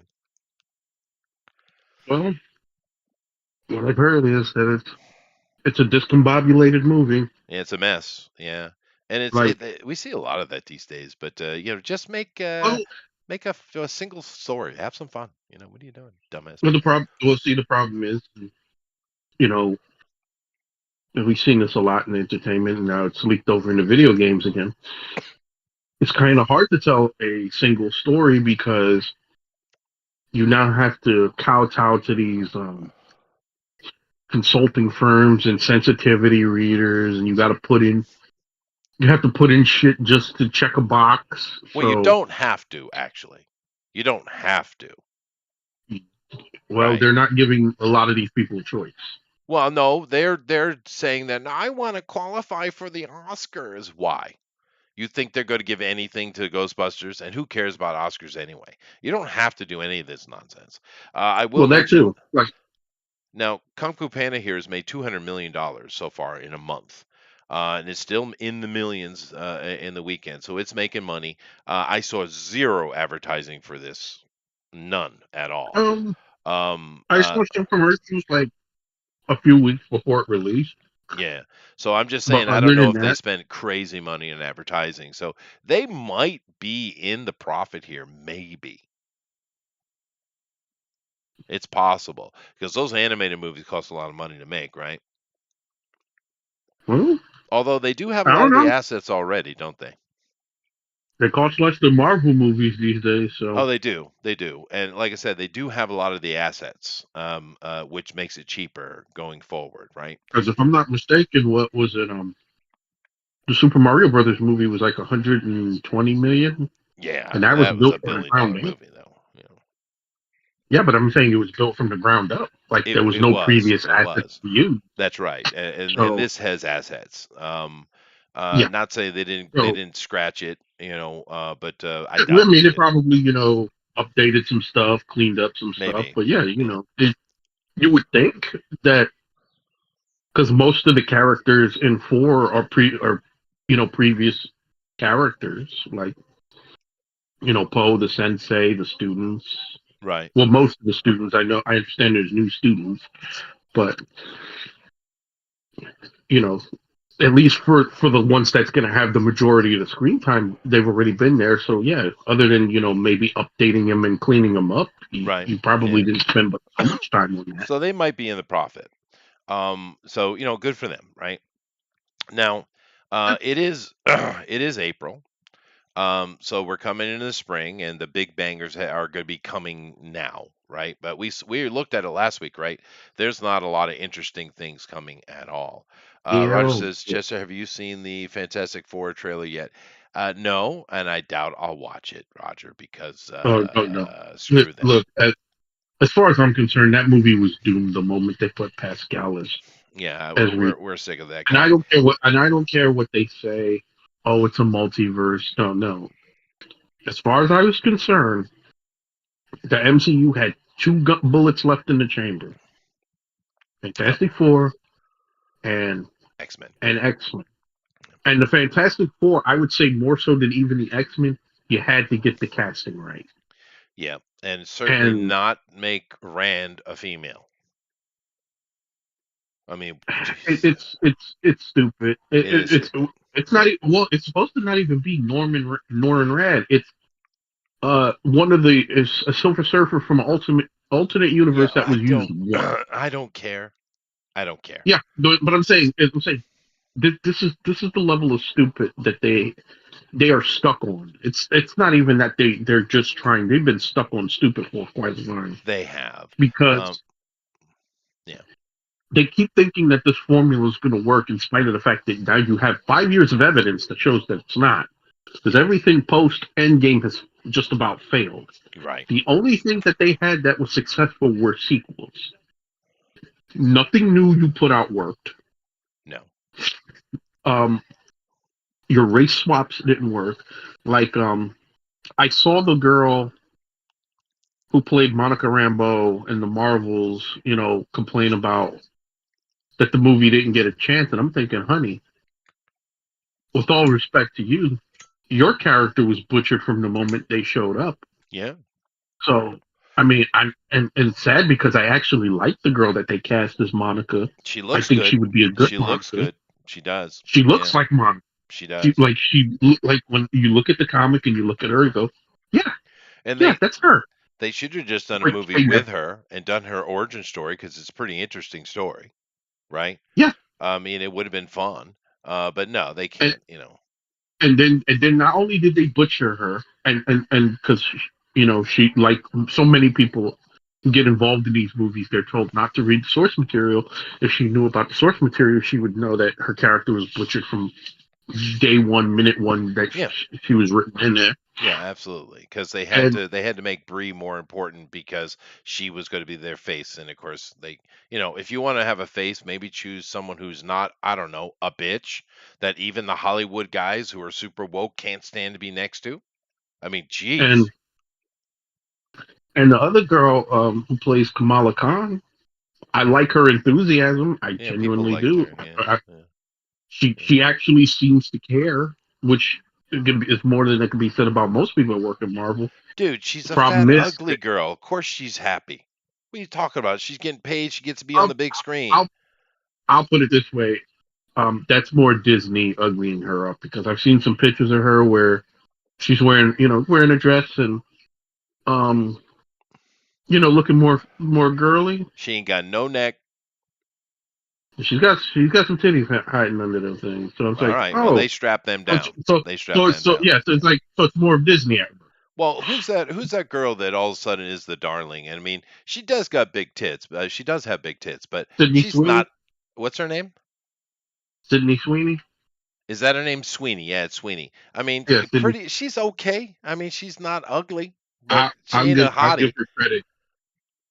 She gets hot points because I saw a video of her working on the brakes on her truck, and I don't care what nobody says. That's hot points for me. No, that's fair. I mean, but I don't know anything about her. I'm not going to get into that. That's not my point. But I mean, she does You have know why? ample. Well, Well, let me but get you this know out. why people like her? Well, let She me get looks this out though. and I acts mean, like a normal girl. she has ample breastages. She does. Oh yeah. But if you see the Madam Web trailer, because I'm not watching the damn movie, if you saw the Madam Web trailer, boy, they got her strapped down tight. That must have been Well, uncomfortable for her, dude. I would Or like they to ask CG'd him somebody. out. I would like to ask, well, no, because that's the thing with all of them. Like they did that with the girl from Terminator: Dark Fate. Strap him Um, down, they man.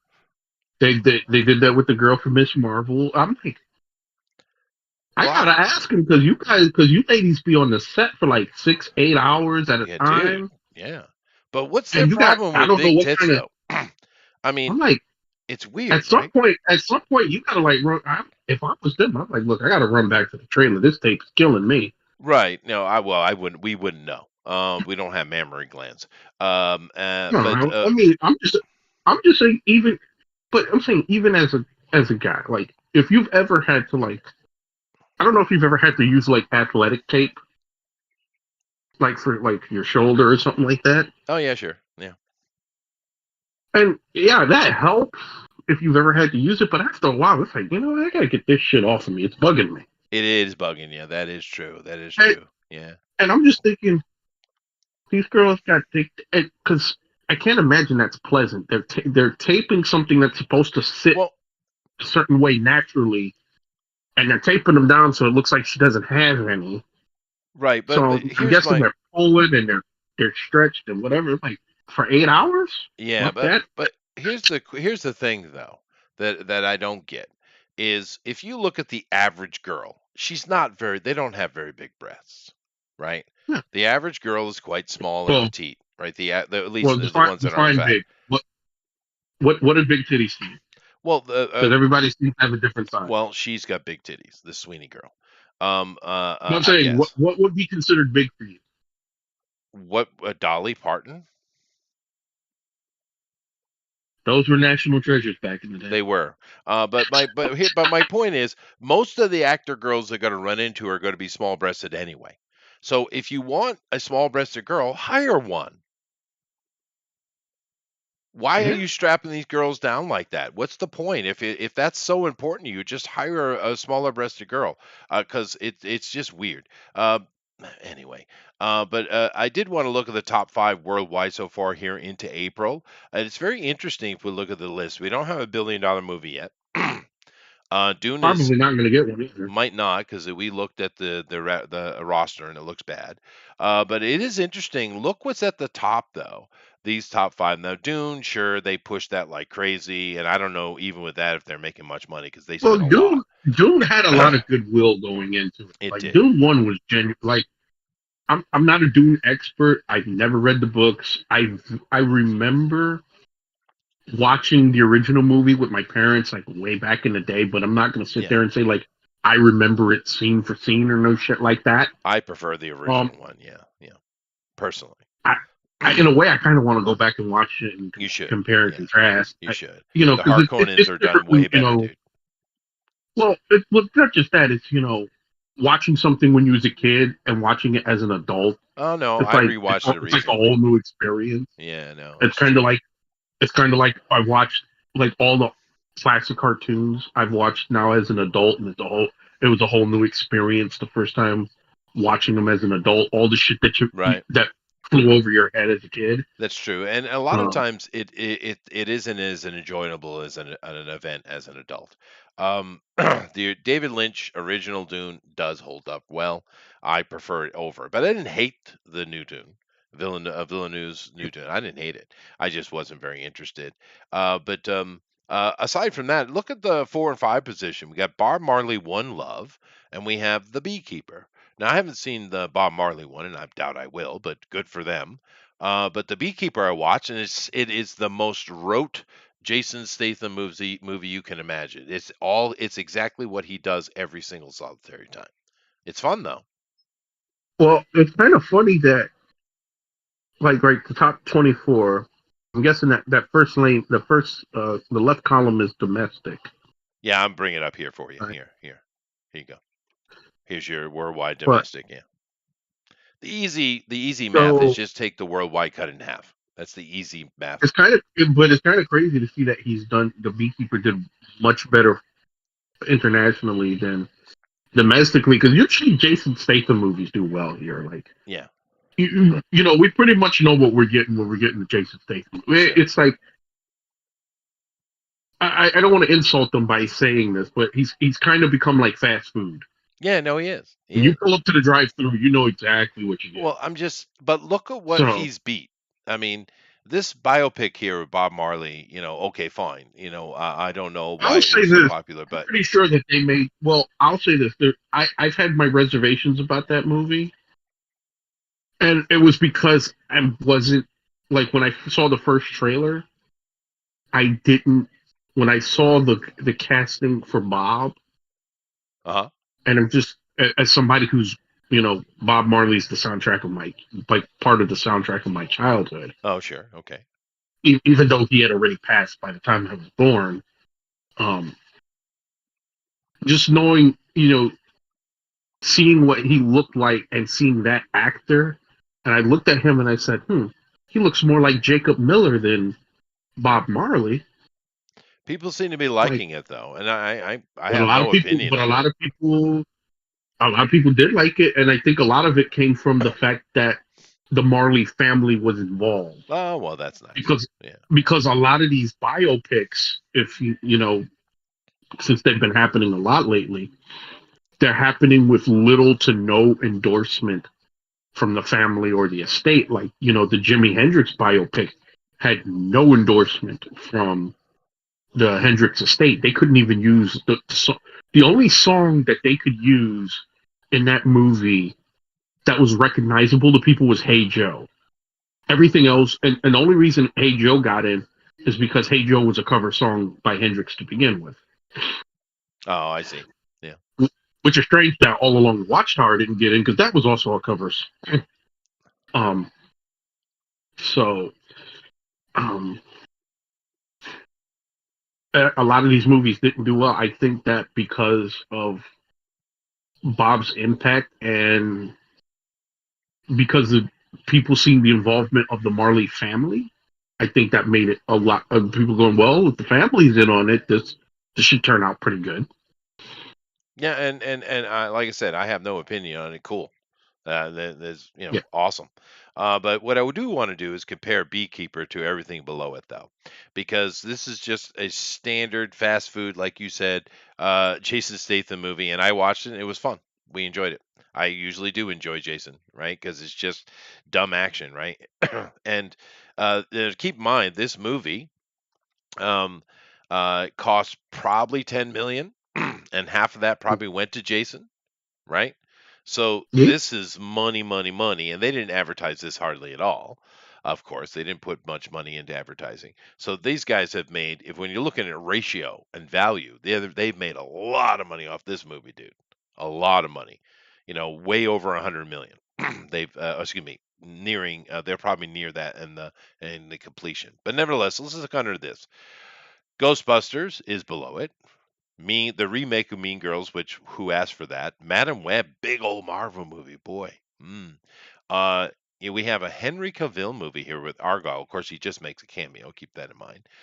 Don't know this I one. heard These that are movie was incredibly silly and stupid, and not in a fun way. right. Imaginary new horror movie didn't dent. Matt, this is a Mark Wahlberg movie, Arthur the King. Let's see here. Some more Japanese stuff. To be Immaculate, of honest, course, there's two first. Japanese movies over here that I would be more interested in seeing than some of Right, these American. right. Like the But Gundam movie, I'm interested in, and that was it. Was it the battle at the garbage dump that I was don't up there in know. the top 20? Maybe, yeah, yeah. That title alone, the decisive battle at the Hayaku garbage dump. That sounds or yeah. Haiku. Oh, that's that volleyball thing. Um, Oh, it's a girl thing. But I'm looking down here, and these are all little things you would expect to not be much because they're little indie films and little things like that. But isn't it interesting that we look at all these movies that have come out this year already? What is our total? This is just the top 200s, probably more, that have come out this year. And little old standard, Jason Statham movie is sitting in fifth position with 152 million, therefore, over 70 million geez, in that's a lot. pocket. It's crazy, isn't it? It's crazy. But you go, Jason. Right? We got some Hey, more, look, and I, we got I, some Guy Ritchie stuff coming up too. That makes money all the I, time as well. I have heard Yeah. But yeah, this is going to be a poor movie year. We've already established that. So let's year. yeah, I'd say decade. Like, maybe yeah, yeah. Well, let's take a look at okay, you this. you take you take out a handful of movies, right? Uh-huh.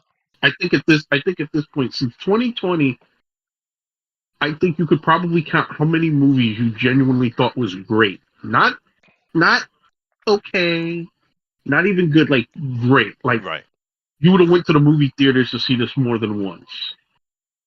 Couldn't wait for the Blu-ray to come out. Like how many greats have you had in the past No, four not a years? lot. Not a Ain't lot. a A lot. couple of things. A couple of things hit, and a couple of them, the And ones and, that I and liked, then were if you go indie down the stuff. list, there ain't all that much good. No, there isn't. Yeah, there isn't. But I think the Planet of the Apes movie that I think that's coming out this year. I think that's going to do well. I still don't think it's going to crack a billion. I don't think any movie this year is going to crack a billion. possibly not. Yeah. But Even Deadpool, I don't think that's going to crack a billion. well, I am going to end today on a top 10. Uh oh. The idea of another top 10 is already killing them. Yeah, I know. But before I do that, I did want to cover one thing. And actually, the top 10 we're doing as good as you and me, right? And you'll see what I mean by that. But because we know what we're talking about as far as that list go. But this right here, I just thought was hilarious. Go ahead, read it. Oh Lord. Oh, Romeo and Juliet producers condemn deplorable racist backlash aimed at Tom Holland's co-star. This must stop. Okay. Now, what are we talking about here? They're doing a Okay. Romeo and Juliet in the West End production in London. Now, Yeah. keep in mind this is a theater play, as Romeo and Juliet originally was, right? And let me ask you a question. Race swapping of the Romeo and the Juliets. How many times do you think this has happened over the decades? Oh, plenty, A plenty lot. of time. A lot. We've had I mean, examples where Romeo was black and Juliet was something else. We've had examples where Juliet was black and Romeo was something else. And we've had full oh, on Romeo they and love that. Juliet black. They love that interracial angle with Romeo and They Juliet. do. No, So for all the people who talk about their against interracial dating, they love putting that angle in Romeo and they Juliet. do. But the Um, thing is, we've seen it happen many, many, many, many, many, many times. Not just in movies and yeah, TV, but of course in the theater scenes around the world as well. And of course, you can go to many places around the world and see a Japanese Romeo and Juliet, or a Thai Romeo and Juliet, or an Indian, etc. Because they're doing a theater, and of course they're local actors, right? And I've yeah. never really seen any much pushback at all because I mean, who really gives a shit, right? It's just you do your thing. If it's cool, it's cool. If it's not, it's not. And they've done modern takes. They've done all different kind of weird shit. I've even seen pure hard, weird, eclectic, heavy metal musicals of Romeo and Juliet. Right? This thing has been beat to death. Now, people are making comments about this one, and why do you think? What would be your guess? I will Oh, give I you know a why. hint. The girl is black. It ain't Christian. It has nothing to do with her blackness. I'll tell you that. Because, like I No, said, this has been done before. it's because and I'm gonna say it because I saw it too. When I first saw the picture of this girl, Uh huh. I didn't believe it was a girl. I thought it was a No. fucking dude.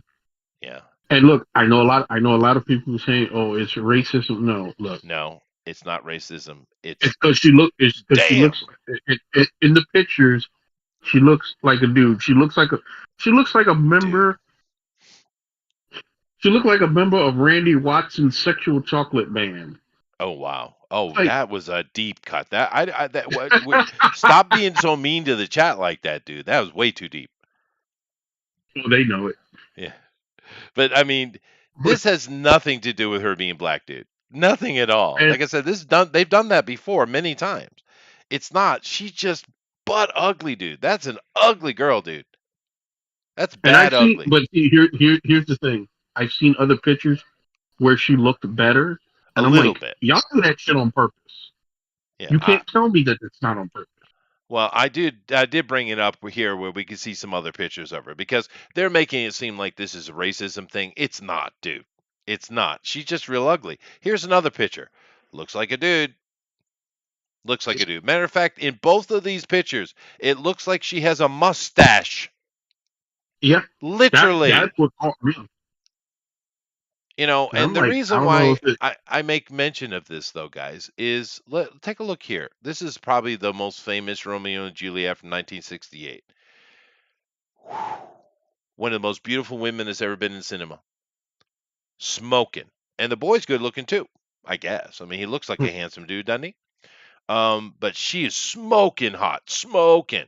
And usually, even with I've seen black Juliets before, and they were attractive ladies. A couple of them are kind of had the athletic black lady thing going on a little bit, but they were still attractive, right? So, that's not the issue. And these people are being disingenuous as usual. That looks like a dude. It looks like a dude, and Tom Holland's down with it. So you do you, Tom. Okay, but let's look some of these pictures right here, right? Let's see here. Nothing interesting. All right. There's a lot of photography stuff going on here. We're trying to help. Let's take a look at this one. This is an Like, unattractive that human, one's not dude. bad. Dude. She's scrunched I'll say up and that one's. short. She ain't got nothing going on, dude. Ain't got nothing. I'm saying That's no. overall I'm saying at least in that picture she looks like a woman. It's better. She does look like a woman. You're right. The big afro helps, but she ain't no Angela Bassett. Oh, no. There's only one Angela That's Bassett. damn right. So, All right. My Juliet. This is my Juliet. All right, fine. You do and I'm you. just saying, look, Do you need luggage? and I know people say this sounds It's mean, cheap. but Juliet was supposed to be a woman that Romeo was so enthralled with that he's willing to kill himself over Well, it. it wasn't just Romeo. Every dude. Yeah, That's where all but those yeah, fights were coming out of because they were fighting over that girl, right? Because I she know, was but I'm smoking. saying I ain't trying to be mean to this girl. But I ain't Well, killing myself. no, she's just not pretty enough for that role. That's not saying she isn't a good actress. It's not saying that she can't do all kind of things. It's just that she ain't no Juliet, dude. Come on, one of the most iconic love affairs in literature, right? In the entire Yeah, history of literature. What's another one that comes up? I don't know, Helen of Troy. That's going back, right? I mean, yeah. she ain't no Juliet, dude. But I mean, it's like gangster life indeed. All righty, because she looks like a dude. She looks like a transgender. Wah wah. I mean, she literally It looks looks like like she the has a daughter mustache, dude. All right, what is this? White supremacy and What's racists are going crazy because on? imagine Oh, thinking she is ugly, read, dude. She is ugly. no, you should read what Maple Chic said. What do you say? I'm not going to spoil it for Maple you. I Chic? want you to read Yeah. it. Yeah. She looks like the daughter of Bubba from Forrest Gump. She does. She does. But she's just not attractive. I mean, and now let's be fair. We know that I don't find the black the actual African, the actual black, Yeah. skull features. I don't find them very attractive. I just don't. Me personally, I know there's plenty of dudes of all races that do find black women attractive, though. Do you find Oh, black women yeah. attractive? Do you like black women? Yeah. You do. Okay. And the words of Heavy D, no sugar, no cream. No sugar, no cream. You damn right. A Heavy D. That's another deep cut. You're getting bonus points today. I love me Heavy D That, back in the that day, is man. that is still one of my favorite Oh albums. yeah, I Peaceful, loved Heavy D, dude. Peaceful Journey by Heavy D and the Yeah, Boys is yeah, still one of yeah. my all. Now that's back when music What I would was give to fun have him though. back. I had that album. That is a classic. It is, dude. Heavy was cool, It, what I like I said, what I would give to have something like that back in hip hop right? because Yeah. we don't have that anymore. And also one of my favorite TV themes of all time he did. Oh really? Remember in Living Color he did two different themes for In Living Color. I didn't know those were his themes. Yeah, those are him. I didn't know Okay, that. so Okay. yeah, he did one for season two. He did one for the first season. Then he did a different one for season two, and I actually prefer the one from season two, to season one, and then they brought back the season one for the remaining seasons. Yeah. Yeah, but that was him. Oh wow, that's You cool. you you didn't know that? No, I didn't, man. But if you guys ain't Oh, heard Heavy D, go listen to Heavy D, man. He was a lot of fun. I liked Heavy D. But let's see here. So white supremacy and racism are crazy because imagine think she is ugly. Ma'am, you have a watermelon. What are exactly. you trying to say, ma'am? Okay. I think you're a racist, ma'am. There's a watermelon, ma'am. Anyway, There's a lot of black women I find attractive. She ain't one of them. yeah, no, I That get makes that me I'm racist. the worst person to ask about it. I get it. But she's supposed to be Juliet, dude. And Uh, look, everybody. I know everybody's got their taste, but still, it's like we had this thing called the eye test. Like, and look, let's be honest. Tom Holland is probably too ugly to be playing Romeo. he Let's is let's too just ugly be to play frank Ron. here. No, he is. He's not attractive So enough. Yeah. it ain't like it ain't like she's over there being paired up with the dude from Reacher or Henry Cavill. Or just some really But Tom, handsome young man. Yeah, yeah. I mean Like Tom Holland. like in this Tom picture, right? Holland is like Michael Cera with just a little smidge of testosterone. Yeah, well, barely. Come on now. Like they, But like they sprinkled I it. They agree with that. sprinkled some like I a agree. pinch of salt, a pinch of testosterone, Right. and bam. Just, But look at this right here. Her name is Francesca, not Tom okay, that's a Holland's nice co-star. name. Well, yeah, it is a nice name. But look at what she's upset about. Deadline Hollywood puts a tag up, a headline, right? Romeo and Juliet director slams barrage of racial abuse aimed at Tom Holland's co-star. Because no one knows her name, but they know Tom Holland. Therefore, click, dumbass. All right. Uh oh. The Uh whole oh. thing started with it saying Tom Holland said. when they first showed that shit, it was like Tom Holland set the star in Romeo and Juliet. They didn't even put her name in the blurb. So you could be mad that people don't know her name, but blame Deadline for that. Okay. a Dios por darme esta buena oportunidad, por los que me han apoyado, gracias a mi mamá, a Uh-huh. mi papá, a Uh-huh. mi tía Piedad, a mis Uh-huh. amigos de mi barrio, Uh-huh. a todo el mundo que me apoyó. Es una emoción muy grande, o sea, no me lo puedo entender aquí. Yes, ma'am. Okay, La- she Did you said speak my English? family loves me, even though some people think I'm fat. Which, yep, I'm glad mom and dad and everybody loves you. And you might be, she could be super sweet. I mean, I'm not, I That don't, that ain't the same girl. no, it ain't, but it's funny. I get the joke. But and like I said, she could be an amazing actress and all that. It's just Juliet, man. Come on now. But it's more of them acting as if, because I would never Twitter anything about this anyway. But it's the fact that they're throwing the word racism around again, and there ain't nothing to do with racism with this dude. She's just an ugly chick. Whoa, whoa, whew. Dude. I don't even know. I don't even know. What am It's I? funny because we're talking about an ugly black woman, and here comes out Cody Rhodes with a much finer black woman in Brandy Rhodes. Is she a pretty girl? Oh yes, you ain't kicking her out of bed.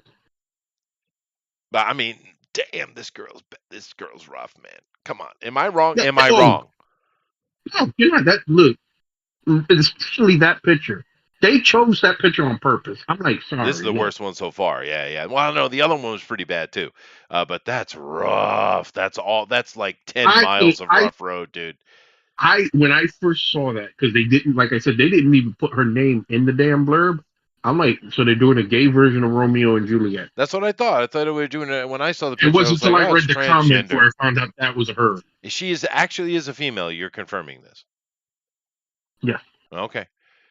Oh, Uh, so well, rough. I'll put it this way: if it ain't, like, it won't be no shock.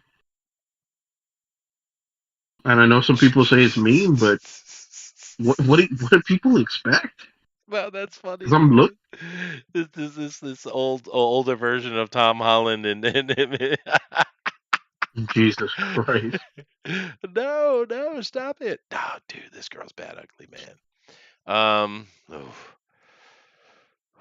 Here we go. Here's one. Here's a couple of versions of different versions of it, right? Black dude over here. You got another black girl in Othello, and you got this one right here. I've seen with she plays Juliet. I mean, she got that kind of. I don't think she's very attractive, but it's not that bad, right? It's not gonna make. I'm She not got gonna those have. Bambi eyes. Well, yeah, that's right. The olive oil eyes. But I'm not gonna make a comment on it at all. It's like, all right, fine, right? But this girl's that's her best picture so far, right there. And even then, she looked like she got a mustache. She does. She's just really unattractive. And like I said, I wouldn't be commenting on this. Oh my God, there's a full body version. Oh, I wouldn't be commenting on this. I'm just commenting because they're saying it's racism, and there's zero racism involved. She's just butt ugly, I mean, dude. the full body picture ain't bad. I mean, and Dude, she's not attractive, man. She's wrong on every I'm level. saying she's at least dressed decent. Yeah, you Look, tell him, dude. we've had to see pictures of Lizzo. That's true, but Lizzo I'll give Lizzo has a cute I face will though. give. Lizzo has a cute Yes, face she though. has. If she lost her weight, she would be a cute girl. Yes, she would. She really would. Yeah. I don't know what Like he's she's upset about, but resisting. I agree, sir. You know what he's upset about? No, well, it's Twitter. I mean, Yeah. that Yeah, that's true. They're being mean. They are being mean, dude. They are being mean. Let's be fair. They're yeah, being a lot of people want to be in me. yeah. Oh my god, dude, this girl's super rough, man. And you know the thing is, you can see when a photographer got a hold of her, they were able to clean it up a little bit, a little bit. There's a lot of technique going on there, obviously. But this girl, I think, goes about her life trying to be as ugly as possible. I think it's her intent. How much money you want to Maybe. put that she's a lesbian? I don't know. It's rough. I Anyway, don't know because some of the girls, you would think, it's rough, dude. and then they'd be like the most aggressive. All right, yeah, that's oh yeah, Mark Henry. Mark Henry's making an appearance, everyone. I don't. That's wrong as fuck. Now I would love to see Romeo, oh Romeo, for I would let that would be great. Let's see Mark Henry do Juliet, man. I'm on board. I'm on board. Yeah, they're comparing this girl to that. I mean, this lady was stunning. What was her name again? Olivia Hussey. She married a Japanese dude. Hmm. Yeah. Anyway, that's enough of it. I just this nonsense with racism. I mean, do you think there's any racism involved here at all? At all? I'm sure there's a couple of people who probably took it way too far because Maybe. Yeah. let's be fair. That always happens. There's always going to be a couple of the clowns that go way too far with it, and something about these algorithms. I believe this shit is done purposely. There's something about those algorithms where they find a way that you see that shit first. Yeah, that's true. No, they So, they do. They do. It's all a game. And keep in but mind the only no, reason that's just that's just one rough looking girl. I it is mean, super rough looking girl. And keep in mind the only she looked like a reason. couple of my homeboys. I Well, ain't the even gonna lie. she does. But the only reason why there isn't a black Romeo in this is because Oh Tom damn, they decided to got get the whole involved. orchestra. Well, I'm just saying that Tom, him wanting to be involved in something, his name is going to draw tickets. That's the only reason why it's not a black dude, right? Yeah, That you look at the cast, this is meant to be that thing, but they had Tom Holland, and they put out this. The Jamie Lloyd Company put this announcement out talking about we will not tolerate the racism. Yeah, well, I'll be good for honest. you. They put that out there because they wanted the attention. Yeah, no, it's That true. let's be honest. Come see That's our why they thing. Support us, everybody. because because how many of these? Because this is a show going on in Britain, right? Mm, So this is like their equivalent of Broadway. it is exactly Why that. the Yeah, fuck would anybody, especially in the states, give a fuck about this if nobody. they was not looking for attention? Mm, That's part of it too. And that's the part that I really hate about things like this is because look, jokes aside, and my opinion of her looks aside, they just made that girl's life hell for however long that shit's gonna run, right. just for Yeah. clicks and attention. Yeah. And No, that's that's the fair. most fucked up part about the whole damn thing. Yeah, they don't give a Because shit the about her people in anyway. charge of this play, yeah, if I was her, no, if because that's where my head would go because I'm 100% sure that's why this happened because for like you said, this has been done forever. I'm sure it's somewhere in Africa I and guarantee on it. Yeah. wherever their theater district is in Nigeria or Kenya or Ethiopia. There's Romeo and Juliet being done I there, and guarantee it's it. all black, and Yeah. nobody gives a Yeah. fuck. Nobody And I cares. bet you them Yeah. Ethiopian girls look way hotter. Maybe. But Yeah, but Ethiopian girls but I'm particularly. saying, Yeah. but I'm saying nobody would give a fuck. Yeah. It's basically a Broadway show. There's tons of those. Nobody cares. Yeah. But you put this out there, especially on how motherfuckers on the internet are. So basically, you kind of set this girl up for a lot of unnecessary heat. I kind Yeah, of feel but they bad don't for give her. a shit about her, dude. But the thing with it Yeah, is though, I mean, come on, dude. Come on. yeah, One of the most famous love stories of all time. yeah, A confirmed hottie because you could do all kind of stuff. But like for me, yeah. you ain't seen me go play no Romeo.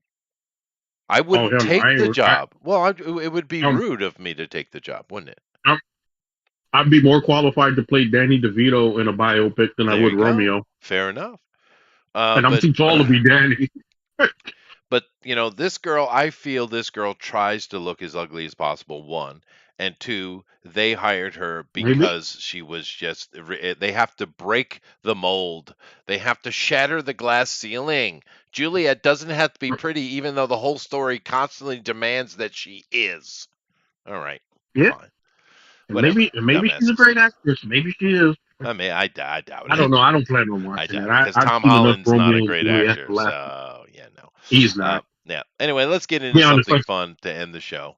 I because think we've both seen enough Romeo and Juliet to last us a lifetime. We we can do without have. one of these. And all you need is the 1968 one anyway. It's a perfect representation of the story. Or you can go down to your local junior high and watch their play, whatever country you live in, because I Oh guarantee you they Lord, have it. So go we're ahead. about to be pissed off again, aren't we? We are. But go ahead and read it. The top 10 best comic books ever ranked.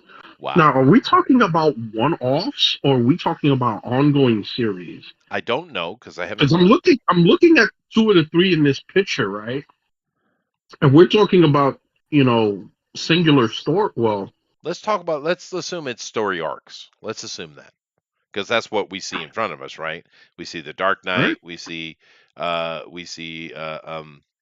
What was the name of that one? Damn it. The not the Watcher. The Watcher's the middle one.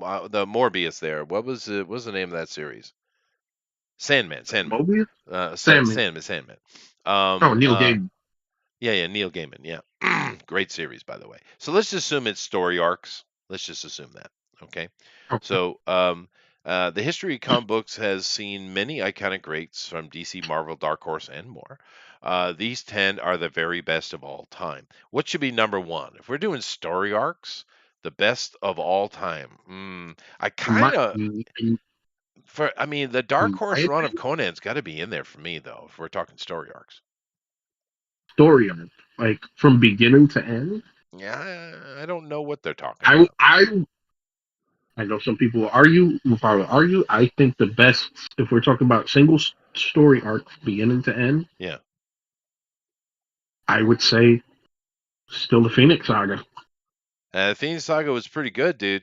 It was. because There's a lot it going gave you on a in little that. bit of everything. Yeah, because there's a lot going on in that. It's pretty deep. Yeah, But let's see yeah, what they that's got. the way. Let's see what they got. That's why I get mad because they're never gonna do it right. Unfortunately, Sin City. I gotta give him credit. He is fucking ripped for somebody fighting leukemia. Who Shit. you talk about? Uh, Roman Reigns. Oh, bro, those guys are all in good shape. Yeah. No, he was. You could tell for a few that like he had been out of the gym for a little while. Oh, I see. He tightened But it up. He got ring for ready. WrestleMania, he's oh yeah, Yeah. because Oh, it must be coming WrestleMania is on soon. in. Well, no, it's actually going on right now. Oh, is it? That's why. That's That's why why Thunder Thundero's is not not here. here. Oh, I get it. Okay. Well, Yeah, anyway, because number if 10. Cody does not win this, he would probably get your channel shut down with the rant that would become Oh, coming. that's true. Well, I imagine we're going to get it next week. But anyway, number 10, Sin City, Frank Miller, of course, Dark Horse. To be fair, I never read So this. I saw the movie and I thought it was fun, but I've never read yeah, this run I at never all. read the actual. Yeah. That I was yeah. I like shit. Frank I don't Miller. think I was aware of Dark Horse until like Star Wars comics. Oh no, It was like Star Wars comics and Conan comics. That's when I I became aware. I read Dark Horse way back in the day, for sure. I don't know when they started, but I might have been reading them from near the beginning. I think. This is 91. This is around the time I was really starting to get into comics Right. as Okay. a young lad. I see. You were young, but for me, I got into comics in '75. So Yeah, you had some XP over me. I did, and I was lucky too because I had my uncle's trunk of comics that started me out. Like, Right. Yeah. And there were some actual comic, superhero stuff in there. A lot of it though was the old horror comic books, like especially like pre-code stuff. But anyway, Sin City, I don't know. I saw the movie, I kind of liked it, so I don't know what to say about it. It wouldn't be on my list, but that doesn't mean it's wrong, right? Yeah, that one's a hard to argue one yeah. because, I have read this. but see, the thing is, like, they're counting a whole 9-year run. So was They that? are. And like I said, I don't know. Was that 9-year run one singular story? I don't I mean, think that's so. one hell of a long So story. they're just talking comic books in general, I guess. Um, you know, but then again, both of these things do have a beginning, middle, and the end, though, right? Yeah. Preacher, I have read. I don't think I've read everything, but I've read quite a bit of this. This is Garth Ennis. I'm a big fan. Garth Ennis, of course, created The Boys, which is one of my. It's probably going to be my number one choice. I would say The Boys. Um, yeah. But He Garth just had a Ennis, Kickstarter a couple of not too long ago. did he? What was he kickstarting? Yeah. It was you've heard of that AWA imprint that they got going? No. It's like art. It's like artists, writers. I think it's Artists, Writers Oh Alliance or no, something we like did that. talk about that. Yeah, we did talk about that. Yeah, I remember Yeah, now. but I think they had a Kickstarter. Might have just ended. They have Garth Ennis involved with that? Shit. Yeah, All right. they got some good. They got some good No, I people on that remember there were. We imprint. talked about it. There were a couple of big names on it. Yeah, that's a big get though. Garth is. I mean, he's got to be on this list two or maybe three times, right? Garth. Yeah, At least twice. There's no way the boys isn't on this list. There's no way, right? So he's on this list at least twice. This is good. Would this be in my choice of because it almost feels like we're talking about comic book characters here in a way or runs, right? Um, yeah. yeah. Did you read any of the any Preacher? That's another one I've been wanting because um, there's a store. There's I'll be back in a second. a outlet chain called Ollie's. I'm pretty sure a lot of the people in the chat have heard of Ollie's, where they have gotten a lot of old Marvel and DC omnibuses and trades wholesale. And I keep seeing Preacher in there, and it's like this really nice hardcover that I guess DC was stupid enough that they couldn't sell. But I've been trying to take care of other things. I haven't been able to get that, but every time I go to Ollie's and I see it, it's like, fuck, I want that. So it's on my to-do list. Where was that book? Because Yeah, I've heard Ollie's mentioned. I've never been to one myself though. But if yeah, they're doing like this on this list, Grimlock, then we're going to get maybe Hellboy or BPRD or something like that on here too. Then I guess. yeah. Yeah. So all right, so the book that just finished on Kickstarter that I was talking about is it's called Marjorie Finnegan, Temporal Criminal. It's by Haha. Garth Ennis and is it Goran Sudzuka? I'm thinking that's the artist's name.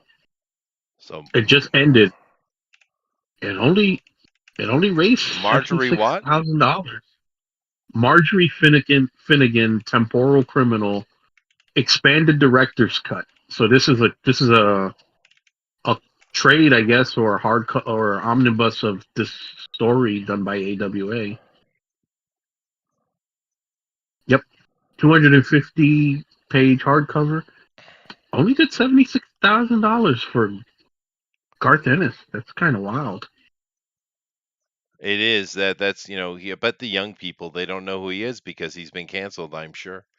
Look what That's they wild did to because his the boys, boys man. did pretty well on him. Yeah, but Even that's even not with, his book, dude. That is not his book. Don't insult the man like that. I'm not saying, but I'm saying overall, even though they've done what they've done, Mhm. it did pretty well. I mean, like a lot of people talk about it. Well, You would someone think, had said they that righted the ship a little bit more recently, I guess, but I don't know. I mean, they disrespected that book, so it's one of my favorite runs of all time. wow, Uh, damn, that hardcover was $100, wow. and people are, Now, dude, I like it, but $100 for a 250-page book, ooh, that's that kind of is a a hard, lot. Yeah, maybe that's kind of why, a, and especially the art style I was just looking at. I'm not interested in that so much. But anyway, the Preacher, they did have a TV series on this. I don't with HBO or somebody did it, and it was okay. It wasn't perfect, but it was better than that boys crap. yeah. Yeah. So I'm you about to can, wait. you I know. need to do some math real quick because this right here is about to boggle my mind, though. Well, hold on a second. My water's boiling. Let me go grab it real quick. Keep talking. because I was looking at that Kickstarter and it only did $76,000, but it had 1,000 backers. Doing the math real quick, that came out to an average of $73 a backer. Whew. They said there's no money in comics. You can get $76,000 out of 1,000 people. Imagine, you know, if some of these books was actually good like they used to be, and they were selling in the hundreds of thousands. Yeah. They're leaving a lot of money on the table. A whole lot of money.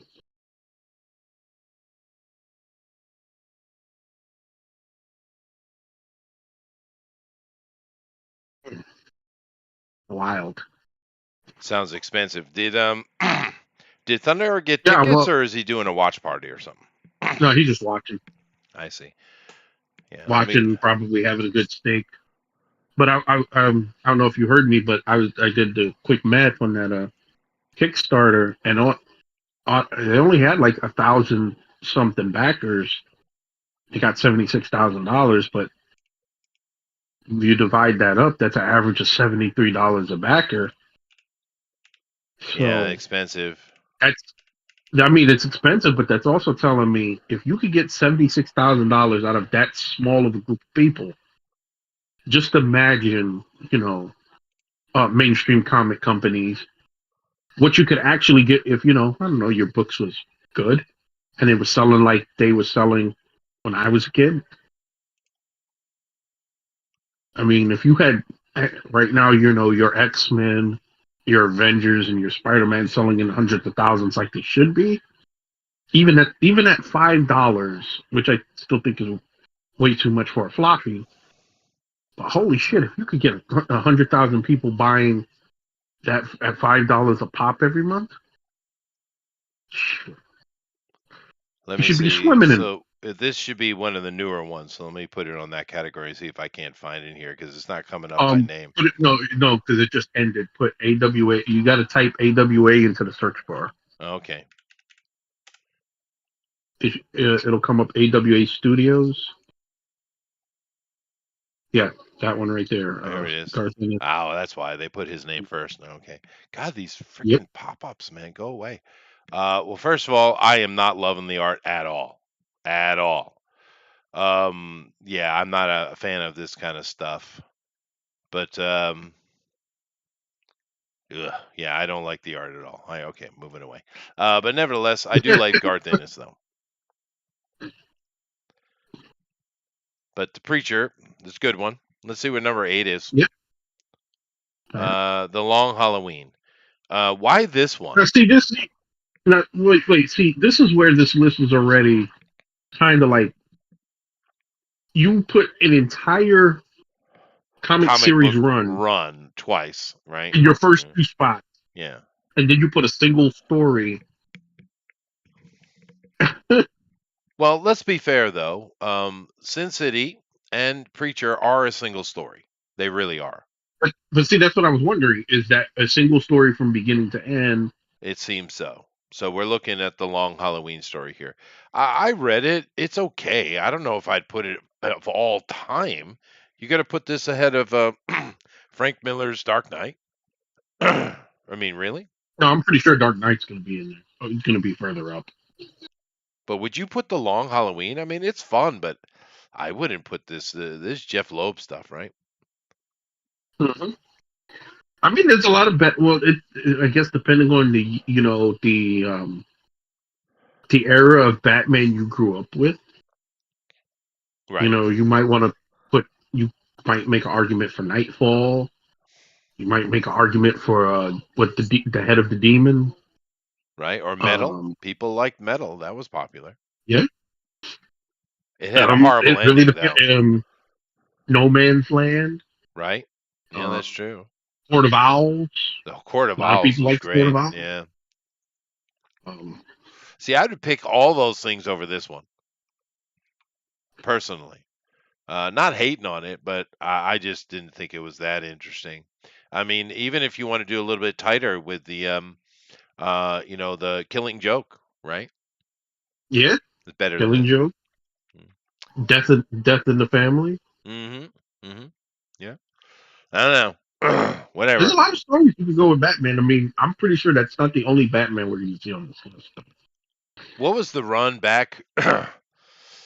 Ooh, I'm gonna. My brain is yelling at me 80s. It might have been 90s though. I think it would have been 90s because it was after Frank Miller.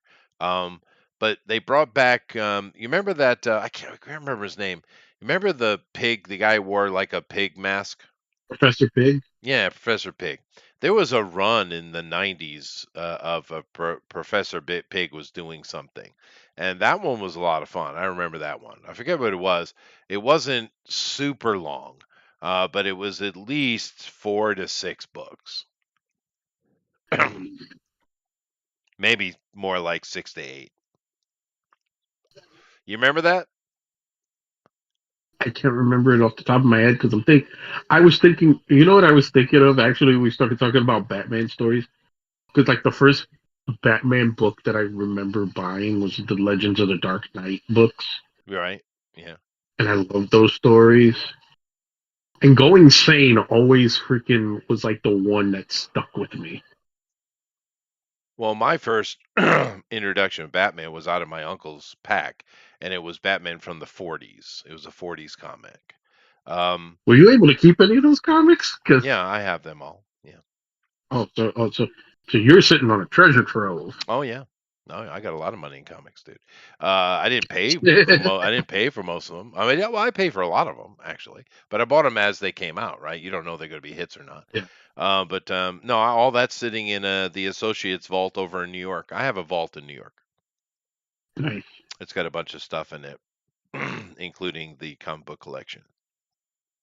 At least I'm assuming it's still in there. I did put my brother in charge of it, which was probably stupid, but I don't really care. If wherever it might be, if it's getting some love, that's all that matters anyway. But yeah, no, that That is very 80s of you that it's in a vault in New York. sorry, but you know what I I'm mean. sure. It's I'm sure there's two white guys right now who are manipulating a robot that thinks it's alive yeah, into breaking into said vault to steal your comics. that may be. Well, you know the associate vaults, right? Those like things Right. that are like 200 Now year you're not old gonna thing. give me love for the short circuit cut. I like it. I like it. Yeah, yeah. But you know what I mean, though. Those old, Yeah. they're like 300-year old, like 200 years old, I think. Oh, yeah. But yeah, I actually own one of those associate vaults. Now when that bitch locks, you got 20 minutes of air. Make your peace. Make your peace. Yeah, it's true. Though, but I mean, those things are serious, by the way. Ain't no joke. Yeah. I bought that from an old rich lady. Anyway, moving I'm, on. Oh, okay. Now here we have a singular comic. Wow, this is all over the place, dude. Um, All right, I'm trying to get I've a never. feel for it though. It is a single story. It is Mark Waid, but honestly, the thing that makes this great, it is a good story though, is Alex Ross. I mean, God. I've I've never read Kingdom Come, Oh, and I've read it several hang on, times. and because of the scumbag that Mark Wade is, I will never read that book. Mm. I Uh, actually have a signature series on this one from Alex Ross. I love Alex Ross. I Yeah. mean, that was one I remember back when you could actually get certain books out of the library. The first time I Yeah. saw Yeah. a Marvel's book that him and Kurt Busiek did, All right. Right. Yeah. and Yeah. how Yeah. many times I freaking took that book out because I just loved reading. I loved the art and I loved reading it. Yeah, Those are no, those that's books true. were We did amazing. have those things back in those days. But this is a great book. Mark Waid aside, it is a really good book. It's very different. It is a one-off story. It's not canon. It's in the future. The story is set, Yeah. but it's spectacular. And basically, they put this together simply to just showcase Alex Ross. And honestly, you can do that all day long, as far as I'm concerned, because Yeah. Alex is amazing. I mean, look at his Superman. It's oh God, it's so good, dude. Yeah, and he is older. Everyone's older in here. It is a future set thing. And it's just great. I mean, it's great. Anyway, This definitely, if this is what we're doing, we're just talking about storylines, which seems to be what they're doing. This would definitely be my top 10. How about the other ones? Would you put these in your top 10 so far? Um, Storylines, right? Long Halloween, I can make an argument. A Sin Maybe. City, it's hard because Never I'm read it. like you. I only saw the movie. Yeah. Um, Preachers is on my list of books I want to buy, but I have You would yet to enjoy it. get. Uh, It's fun. Yeah, it's good. It's Garth Ennis, dude. Did you read The Boys? mm-mm. No, you should. Well, dude, get I've on read some that. of his other stuff. I've never read The Boys, but I've read some of his other stuff. Oh, Boys is great. It's what 100 books? I don't know. It's a lot. It's a I don't know if it's 100, but it's a whole shitload of books. But the thing is, you can thing I like about Garth is you can read page one and last page. It's a complete story, and Yeah. he had that planned from the beginning. Hmm. You can see. Right? That thing is planned Hmm. out, even though it's a ridiculous number of books. It's perfectly planned out. He's not looking for an ending. That book was done before they sold the first one in his head, right? It's it's really good. Unlike the modern Star Wars. Anyway, Kingdom Come, great book. I understand it's got a Mark Waid on it, but it is good, dude. And Alex Ross's art is just spectacular. I mean, each panel is Alex Ross. Every panel in the book is a freaking piece of art you could put on the wall. Every single panel, right? Yeah, yeah, you gotta love that. See what number 6 is. Oh, okay. Alan Moore. Would this be the Another one Alan Moore choice though? Here's another one I only know of because of the movie, and the movie was great. I I did read this. genuinely loved the movie. Yeah. But this is not my favorite Alan Moore, though. I mean, Swamp Thing is my favorite Alan Moore, Hmm. right? His run on Swamp That's. Thing. I'm glad they've been re-releasing those omnibuses because holy fuck, with scalpers killing me with that. All right. No, yeah, that's fair. That's fair. Yeah, But they've re-released them. So you want some Alan Moore Swamp Thing, and you got $60, you can get some of these shit, omnibuses. I should buy that, even though I own them all. I'll, I think I should buy that. Um, I'll send you a link if you want it. yeah, no, because I love his Swamp Thing. I have read this, and it wouldn't be on my list. I think it's fine. But to be fair, the movie, which is a mid movie, let's be, it's a mid movie, is more entertaining than the book was, Hmm. in my opinion. So I wouldn't put this on my list at all, but I understand some people would. But this almost seems like a list of someone who went on the internet and searched famous comic book storylines and just kind of threw them in here randomly, doesn't it? Yeah. Yeah, because Well, whatever. I get a feeling we're going to see more Alan Moore in this list as well. We might, we might, but are we going to see anything like what was it? Superman All American? Is that what it was? What is Um, it? I think it was Superman All American. Is that? I think that's what I'm thinking. That was a really good storyline.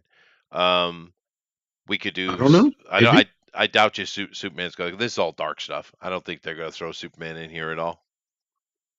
we shall see. We got what? At least 5 more.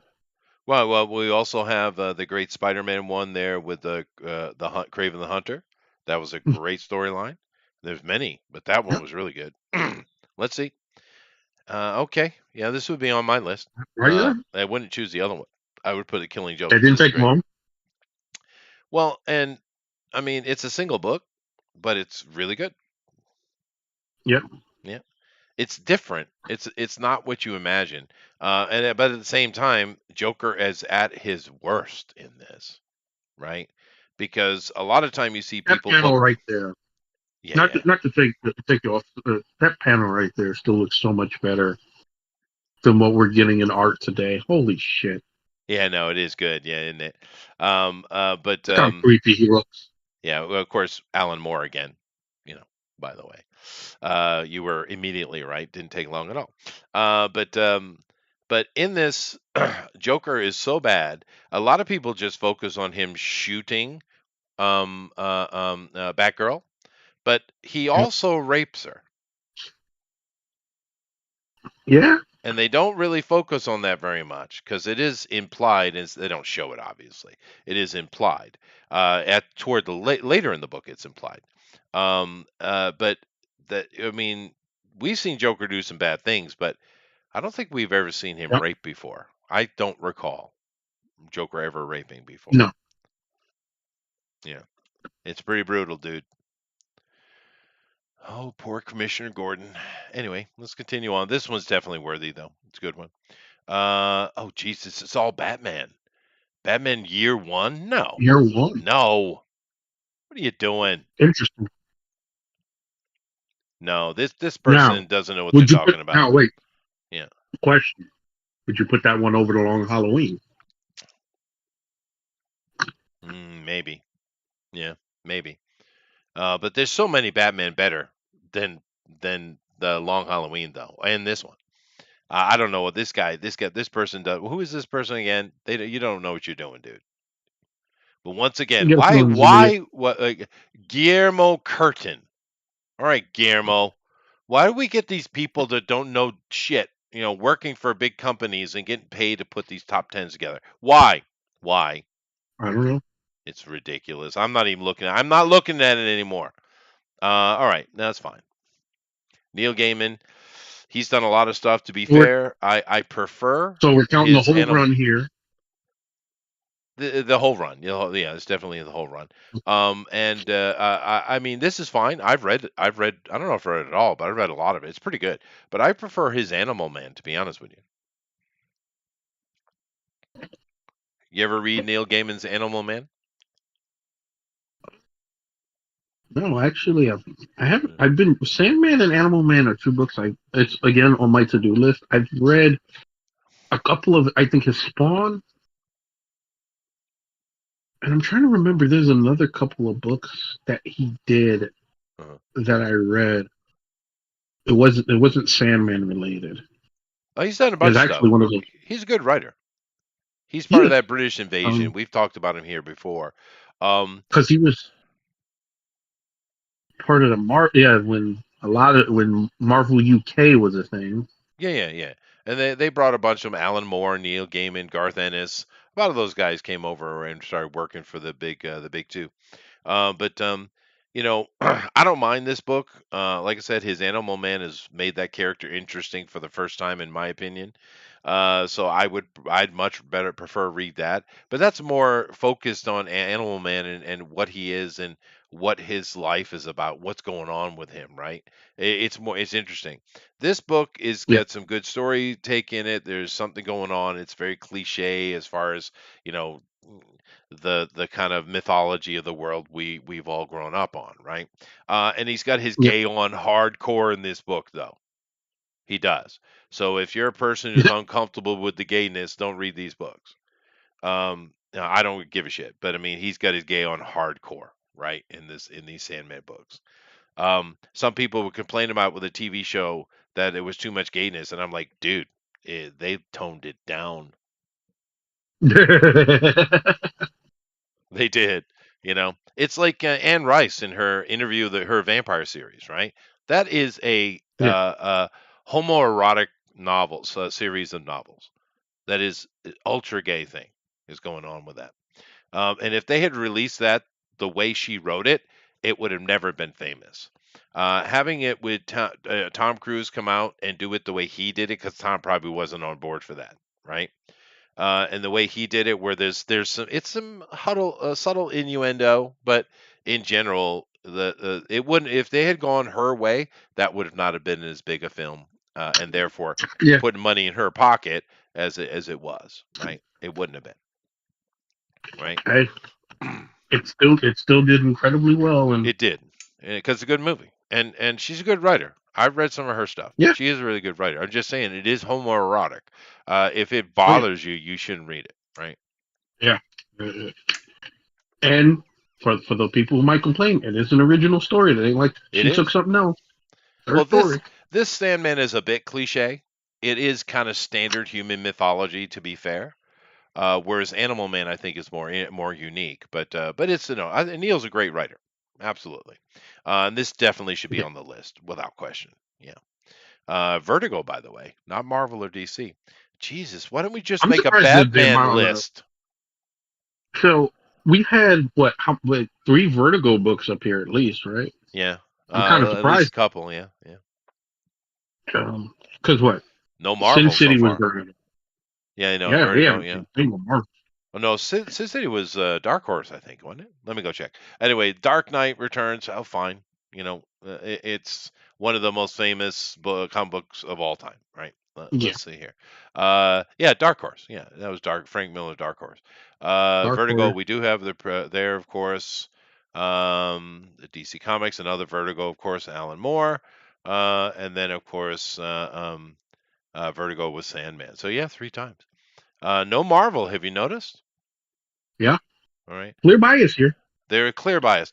Now, Batman: The Dark Knight. If I'm going to choose a Batman book, it's going to be this one, for obvious Yep. reasons. Not only is it well done by Frank Miller, it's iconic in restoring the character, and honestly, restoring comic books to a darker, grittier feel. I would argue anyone that this book is what opened up the Iron Age. You know, I and other know people, oh, because there was this before doing that. Okay, fine. well, Claremont, fine. well But the thing is, like you could say that Batman's historically was at a crossroads because yeah, at the time, neither Batman or Superman in the early '80s was not their #1 seller, if I'm not mistaken. no, it definitely wasn't. Original Um, Wolfman Perez Teen Titans was what was keeping DC afloat. well, shit, OMAC was Because, probably doing better than they were. Yeah, yeah, because Batman and Superman was kind of in this weird place, and yeah, then the Dark Knight, like you said, was kind of the big reset button for Batman. yeah. No, it Because was, it was. you probably don't get All the Killing comics. Joke. I think You that's probably true. don't get the Killing Joke if you don't get the Dark Knight Yeah, that's Returns. what I mean. I think it influenced the entire industry and brought us into the Iron Age, right? I really, Yeah, I do believe that, and it's great because the Iron Age, we got some great comic books. Now, to be fair, at the end of the '90s, things fizzled hardcore. Comic book industry almost went away in America, right? yeah. It was bad. But before that, man, boy, talk about heydays, man, right? Goodness gracious. But this is a very important book. And I would suggest you give it a read. But it is iconic and it's important. Number one, are we going to get Marvel? Do you think we'll have a Marvel drop in here? No, Because this not wasn't number one, which you would think it would be based on this list. All right, let's get to it. Let's see. Let's see. Oh, of course, it's the Watchmen. I forgot we had seen it and then not seen it. This person doesn't know what they're talking about, dude. yeah. Again, God, why Grimlock do these people suck at top 10 lists? Bias. Bias. I mean, Watchmen should be on as far as storylines, Watchmen should be in a top 10 list, I think. It is good. It's another great Alan Moore. You see how influential the Grand Wizard is. But these are all Brits, right? But I'm saying, okay, just about. Yeah. So, okay, you get no Cravens last time. Mm-mm. Since they wanted to include entire runs, you get no Venom. No Venom, well, of course, and You don't Kraven's Last get Hunt is part of the Venom story. It's the one of the early parts of it.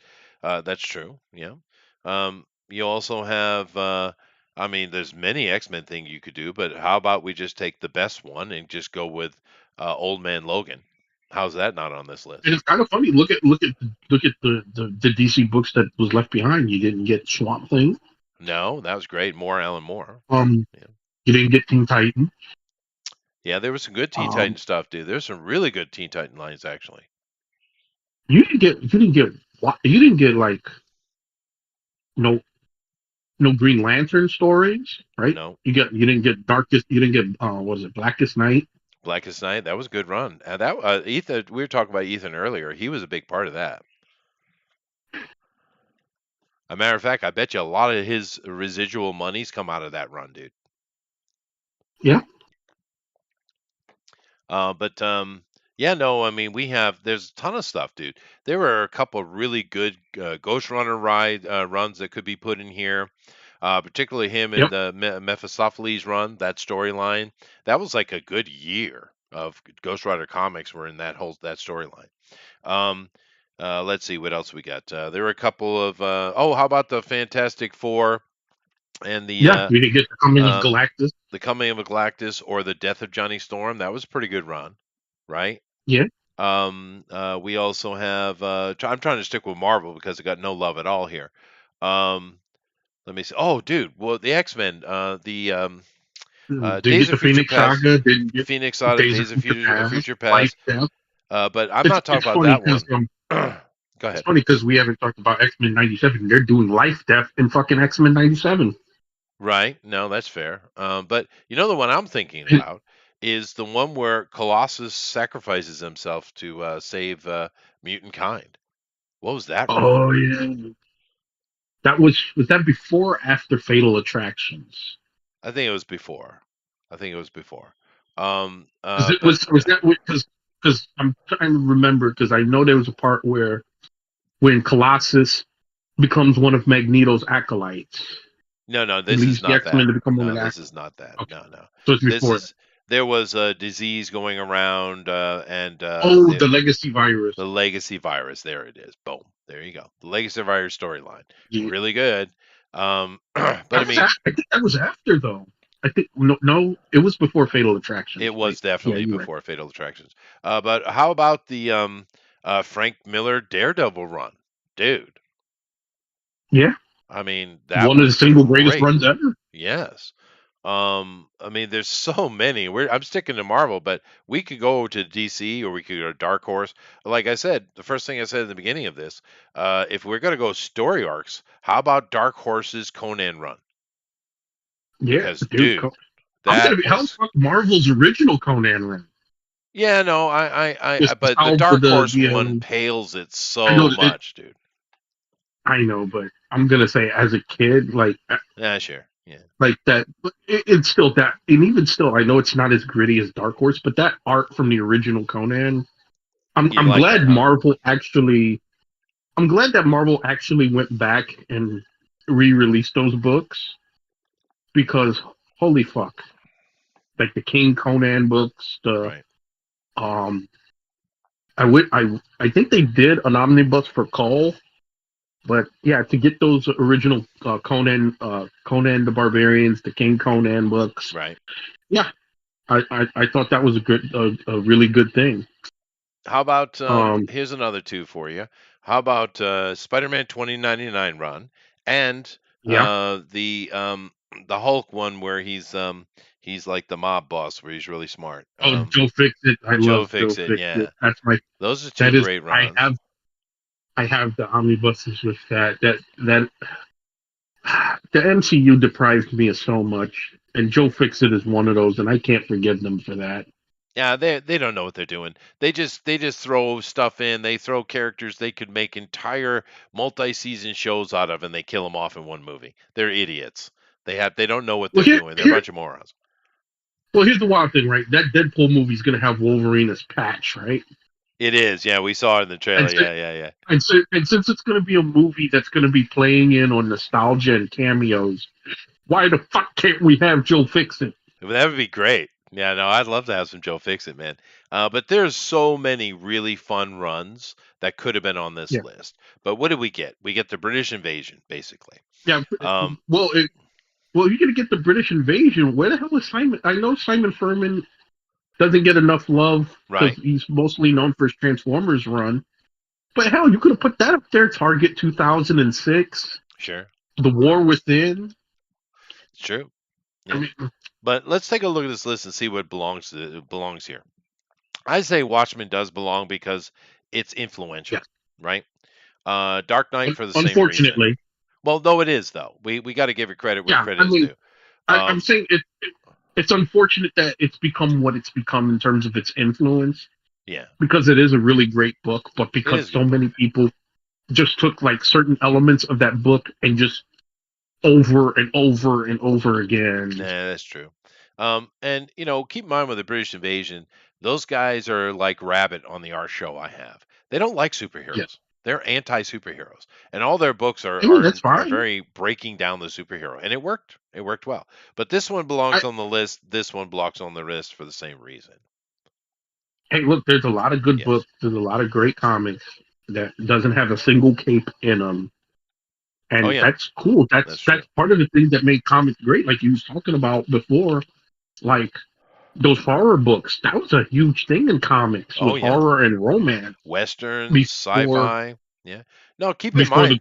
before the golden age. Well, even from the golden age, but keep in mind the Yeah, majority of America, because this is an American creation. We yeah, make comic books, right? It's one of the few things we have called to fame, right? And most of the history of comic books in America are not superhero. yeah. And but I love them all. I love superhero stuff too. But these top three should be on the list. Should they be in these positions? I don't think so. But they do belong No, on the list for good reason. This, no, go away. This right here, Dark Knight. probably. I would say Dark Knight Returns is probably the only one of those three I would say deserves to be in that top three because, like we said, what it did for Batman. And what it did for the industry. Yeah, that's true. Yeah. Batman Killing Joke, I'm fine with it because it is a really good book. It is great. It's different. I go Um. read it if you haven't read it. No, Like I said, I would put the Phoenix Saga for me personally is number one in my heart. Not objectively speaking. it should be here, dude. Um. The Phoenix Saga But should be in the top 10. it deserves to be Without here. question. I mean, think about, right? We have X-Men doing their X-Men stuff, and there's side things that are hinting to something's going on. The Hellfire Yeah. Club is up to no good, right? The Starjammers, Yeah, I the mean, everything. CR. It's just You got amazing how much everything in that connects into story. that. So that's true, dude. And of course, in the end, spoilers. Jean Grey dies, and she has Yeah, to be the killed. tragic romance of Scott and Jean. Yes. Well, don't forget about Like Wolvie. Trifling I always women. hated that the I always hated that. Trifling women. Okay. Um, I wish that they would have not done and that. I hate Yeah. that they always tease it. I no, well they always they use it for story for like a little while and then they go away from it. Yeah. Yeah. Storm and Wolverine's relationship. I wish they would do something with that more long term.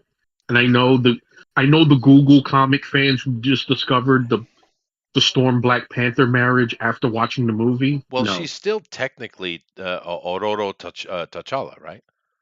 no, he annulled the marriage. Oh, did he? Oh, okay. Yeah, Um, all right. But yeah, no, you can kind of put Wolvie with anyone, I suppose. Kingdom Come. Does it really belong in the top 10? I'm such a Alex Ross fanboy, though. Um, I would put if you're gonna put it Kingdom Come is in here, good you should though. put the Marvels if you're gonna do that No, because it is good once again Alex Ross, but it's not as good. yeah, I could if someone could argue that this doesn't belong here, and I wouldn't disagree. All right, no, go away. No, no, I wouldn't put this top 10 either. I wouldn't. I think it is a good run. I'd put the boys here before I put Preacher.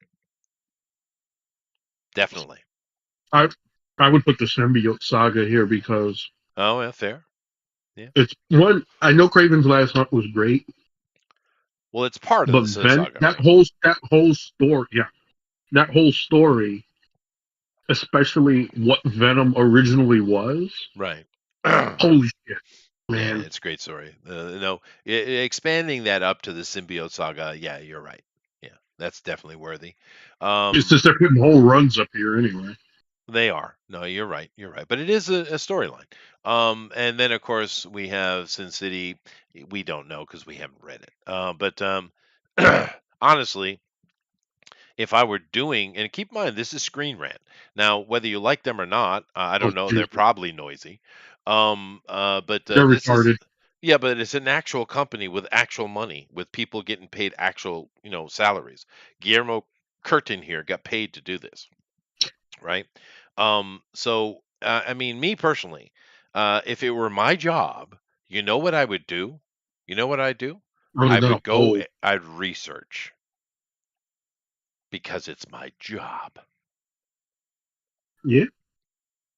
Because this, I'm telling you, this dude, this Guillermo guy, he just went and looked on top 10 lists on the internet and just chose one he liked and plopped it on here. Either that or those are the only books he ever read. I don't even think he's read anything, dude. I think this guy literally just went and looked for top 10 lists and just mismatched it and went with it. I'm telling you, dude, because it feels like that. It feels like someone who I don't doesn't know know anything because about comic books. if he mismatched it, how come it's all DC and Vertigo? Because that's the only list he found and he didn't bother to look for more. Because I mean, if you do a top 10 list, and we've done it, we've gotten a better mix than this. No, we From have. word side. But we know what we're talking about though. Let me see if Yeah. I find something better. Best top 10 comic books. Let's see what I get. Let's see what I get. All right. This is from the Comic Book Herald. Best of all time, 500 graphic novels. Ooh, that's a little bit big. Let's go with this one here. No, let's go with this one here. Marvel, We'll be here DC, the next manga, Sunday and on that more. one. This is from Polygon. They're a bunch of morons too. Oh yeah. Um, Yeah. but let's see what Polygon has to say. I'm sure it's going to be dumb as should I say it? F. Uh, who is that? All right, fine. Let me see This here. guy, the new Green Lantern that did not take off, but they kept putting her in books. I've never even heard of her. She's probably going to be the movie that version, though, I imagine. Super Sentai Himitsu Sentai Goringer. Go Ranger is what it's supposed to say. Yeah. Okay, that was a mega hit over here for sure. Cyclopedia Exotica. Now this looks more research, doesn't it? Yeah. Yeah. The Girl from the Sea. Writing. Um, Okay. All right. I spoke way too soon, dude. Um, Ryan North. Come on. this. Alrighty. Yeah. Okay. This is woke shit. All right. Woke shit. Go Yeah. away. Go away. Woke shit. Let's go to this 1:37 p.m. I don't know what happened that day, but I hope you get over it. Okay. Let's see what we got here. Sunstone. You know, it's not. This is definitely a woke book, by the way, guys. But it is well written. You ever read Sunstone? No, I never heard of it actually. Yeah, no, I've talked about it on the show before years ago. It's actually it is a lesbian book. Can you tell? Okay. Mm. But it's actually really well written and the art's gorgeous. This was very Dorohead Doro. This is a Japanese book and it was mega popular. Mega. The Surrogates. Don't know that one. Do you know that one? Which one is this? It's a Blade Runner Nope. storyline. I forget. Yeah, I No. don't know it. Star Wars: Knight of the Old Republic. Those pretty good comics came out during that run, actually. I didn't actually. I love the games, but I did not know there was a comic. There was, and when we started this show, That like was Dark Horse. six. This is Dark Horse, yeah. When we started I this show sure know. 6 or 7 years ago, there was a bunch of really good Star Wars books out at that time, if you remember. Star Wars gets Yeah. some good stuff sometimes, dude. But That was. this, yeah, It's kind of. I always hated that. Like I hated the disrespect of them saying that there was no established lore because I remembered the Dark Horse like I mentioned earlier, the Dark Horse comics of the '90s, yeah. the book, like the expanded books of the '90s. Shit, Like they had them in the '70s, dude. there was so many like, well, I mean, by the time I was old enough to go to the library on a regular basis, there were so many Star Wars books that you could just go to like your local library or bookstore and just pick up and find some awesome shit, some cool Yeah. expanded lore. Dude, do you Like know how many novels have been written for Star Wars? Do you have any even a inkling of the several hundred of them? I was gonna say at least 700 because, like I said, I remember as a kid, like I could go there and just pick up so many books, and Hmm. there'd be so many you could choose from, Yeah. and not even including like the books. Like one of my favorites was Tales of the Bounty Hunters, where Tales was of the the Bounty other Hunters. bounty Yeah, yeah, hunter? yeah. No, I remember. Yeah, yeah. Um, Well, in 78, then you had like 1978, my grandmother got me a coloring book. And it was I was literally 8, right? And it was one of those big giant color books, big huge magazine style ones, right? And but the thing with it was it had a great cover, I remember, and it was just I don't know how many pages, but it was huge. And it's just all this great art from the movie, but it was all black and white, Yeah. and you could color it. Hmm. Yeah, there's a ton of Star Wars stuff, dude.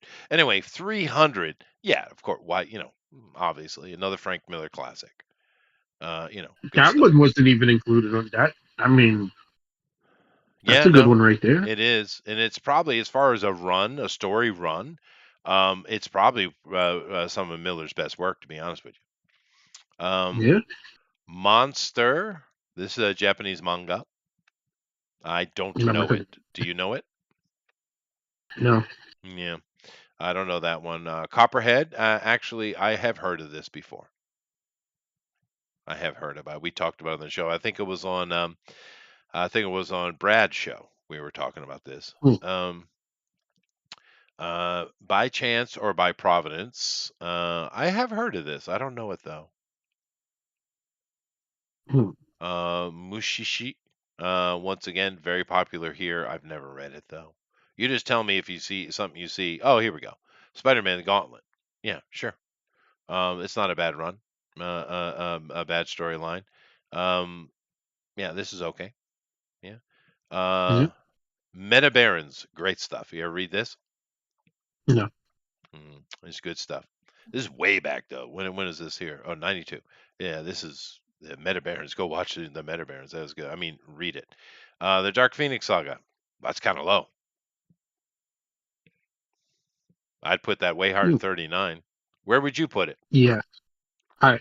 Well, I already told you that's number one for me. for you? Yeah, it is a good storyline, dude. It is. There's so many interesting things happening there. It's such a good storytelling. But yeah, Dark Phoenix, that's definitely worthy. American Vampire. I haven't. I did read one. I read one, and it was fine. But this was very popular. It was I wouldn't. popular. I wouldn't put that over the Phoenix. Sorry. Come on. That's, No, no way. But this was popular though. I do recall. Here we go. Superman for all seasons. Yeah, that's there's there. several You. runs like this. Nani? Yeah. That's still low. I would say. Right. For this one, the all seasons one, no, I think it's about right. This. Um, yeah, all American Superman is better run than this one, I think. Don't know this one. And you notice this is comics from all different kind of genre too. And Yeah. whoever these people are, they know what they're The, talking about. much better. It's way better. Monsters or Monstress. I read this, and it's actually I've never read it. I see it. I've seen it. It does pretty well. it is good. It is very female centric, which it's probably written by a woman, I think. But it Yeah. It is is. well done though. It is well done. Yeah. Mouse Guard. This should be in the top 20 at minimum. Have you ever read Mouse Guard? Fantastic. I've heard of it, but I've never read it. Hey, if you guys haven't read Mouse Guard, get on it. This is basically if you took Watership Down and the Secret of Nim and thrown it into the Middle Ages. That's what you got. It's pretty badass. This should be way higher Mm. though. Starlight. Oh, dude, we forgot completely about Starlight, man. Huh. Yeah, see, there's so much, dude, and I know why we did because we don't like to talk about him. But the dude can write. He's an asshole. I know he's an asshole, but he can write, man.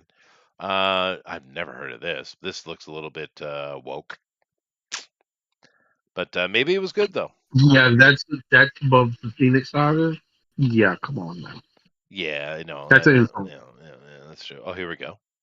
The Alan Moore run. Once again, a bit low, I think. Let's see what's in the top. We might, unfortunately, I've seen there have been several woke things already. This one I think is very suspect. The other ones were, female or lesbian centered, On but the they art were well alone, it done shouldn't though. be. I think it's on the art alone. It shouldn't be ranked above some of the books that it's ranked above. Well, obviously we got some woke stuff going on here, but who knows? This could be incredibly well written. It could be. It's possible, right? I don't know anything about it though, but this is a great run here with the Swamp Thing. Persepolis. Don't know anything about it. The Looks New like more Avengers. Tumblr. Everything dies. This is Hickman. I do love me some Hickman though.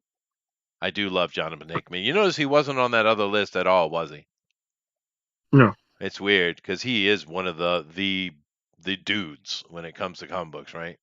Jonathan Hickman, without question. This is okay though. I wouldn't put this above the saga though, the Dark Phoenix saga. Would you? no. No, it is pretty good though. I'm already seeing some suspect stuff. Secrets. Oh, Jesus Christ! The, The one good Gail Simone book ever written. um, I would put it way further down, but it is a good book. Once again, Gail can write, dude. She's annoying as hell, but she does have skill. Unlike a lot of them, because she and Mark Wade are different, right? Because Okay, question. Would you have given her an uncanny X-Men? not with her attitude, no.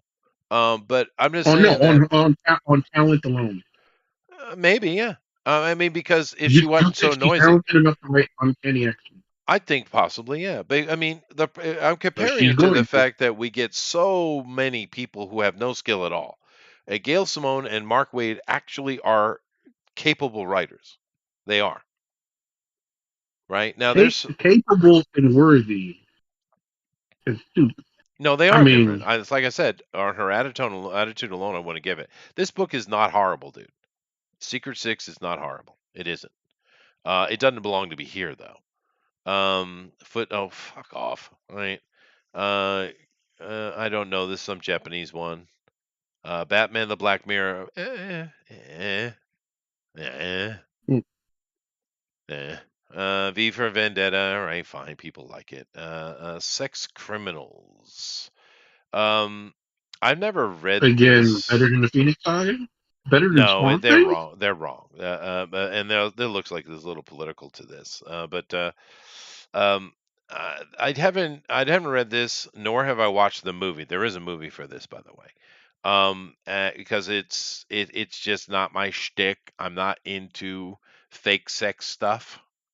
But I do know the premise, and it does sound rather interesting. It does sound rather interesting, even though I'm not into that shit. I From mean, Hell. Matt Fraction's. I mean, there's decent creators on that team, but I'm like, no offense to Matt Fraction or Zdarsky, it's better than Swamp Thing? No, it's not. They're wrong. This list is wrong. I, But at least we're getting quality stuff on the list, though. It's better than the other list. From Hell. This is one of the better Alan Moore. You ever read this one? no, I haven't. It is good. This is good I Alan think Moore. he You're was not wrong. into the British invasion stuff, huh? No, I Oh, was. I was. I mean, a lot of them. It's just that a lot of the Brits that I read was all at Marvel. that's fair. Yeah. But Berserk, freaking epic. This is a great book. Yeah. Yeah, Full Metal Alchemist. How is that low? How is that low? Full Metal Alchemist should be. I mean, Berserk. It's a favorite of mine, but I think its position is pretty good actually. But Full Metal Alchemist, if you're going worldwide, should be top 10 without question. I mean, what are you on about? Kingdom Come. Once again, great book. Isola. I don't know this one. It's another Japanese one, huh? Or maybe not. Hmm. Brendan Fletcher and Carl Kirsty. I don't know. Hmm. Contract with God, Will Eisner. Yeah. I haven't seen this, Interesting. but I haven't seen this particular Will Eisner, but I imagine it's amazing. Fun House. Any idea? Hmm. Never heard of it. No. It's queer. Once again, we're getting a lot of the LGBTQFI in here. Hellboy. Yeah, Hellboy's good. This is Hellboy deserves a Mike spot. Mignola. Yeah, no, he does. He does. But Uh, again, wait. But that particular Hellboy story, the Chain Coffin and others. So and that's others, yeah. compilation. It is, yeah. But the chain coffin is So we're interesting putting story though from Hellboy though. yes, but are we saying that's better than Swamp Thing and the Phoenix Saga? No, they're wrong. They're incorrect. But this list in general, therefore, the things I don't know are probably good. Even that bad looking one we saw, because all the stuff I know on this list, which is most of the list, is excellent. So Yeah. the numbering's not right, but at least they understand comic books. Right? Clearly, they understand comic books. Whoever put this together, I have to look in a minute. Sandman, of course, obvious. Hawkeye, this is a new run. All the right. This list is done. This list is done. it did end up this storyline did end up in a very stupid way, and where they went with Hawkeye. But in the beginning of it, what they were doing with Hawkeye was pretty cool. The beginning of this run actually was pretty cool. It was, but it didn't go there. Very good place. God Country. Oh, I don't know it. Do you? How, you know what book I haven't seen up here, and I thought a lot of people, especially even though the MCU butchered it, I'm surprised we haven't seen God Butcher any of these lists. Yeah, it was an okay run. That was an okay run, actually. It was interesting. Of course, this is super famous. This is basically Mouse. putting Yeah. mice in the place of Jews in Nazi Germany. It's a mega famous book. Yeah. Here we go. All Star Superman. That's the one I was thinking of. All Star Superman. What did I say? All American? Sorry. Yeah. All Star Superman. This one. This is a great run. Did you read this? No. Uh, This is Grant I always Morrison. have them.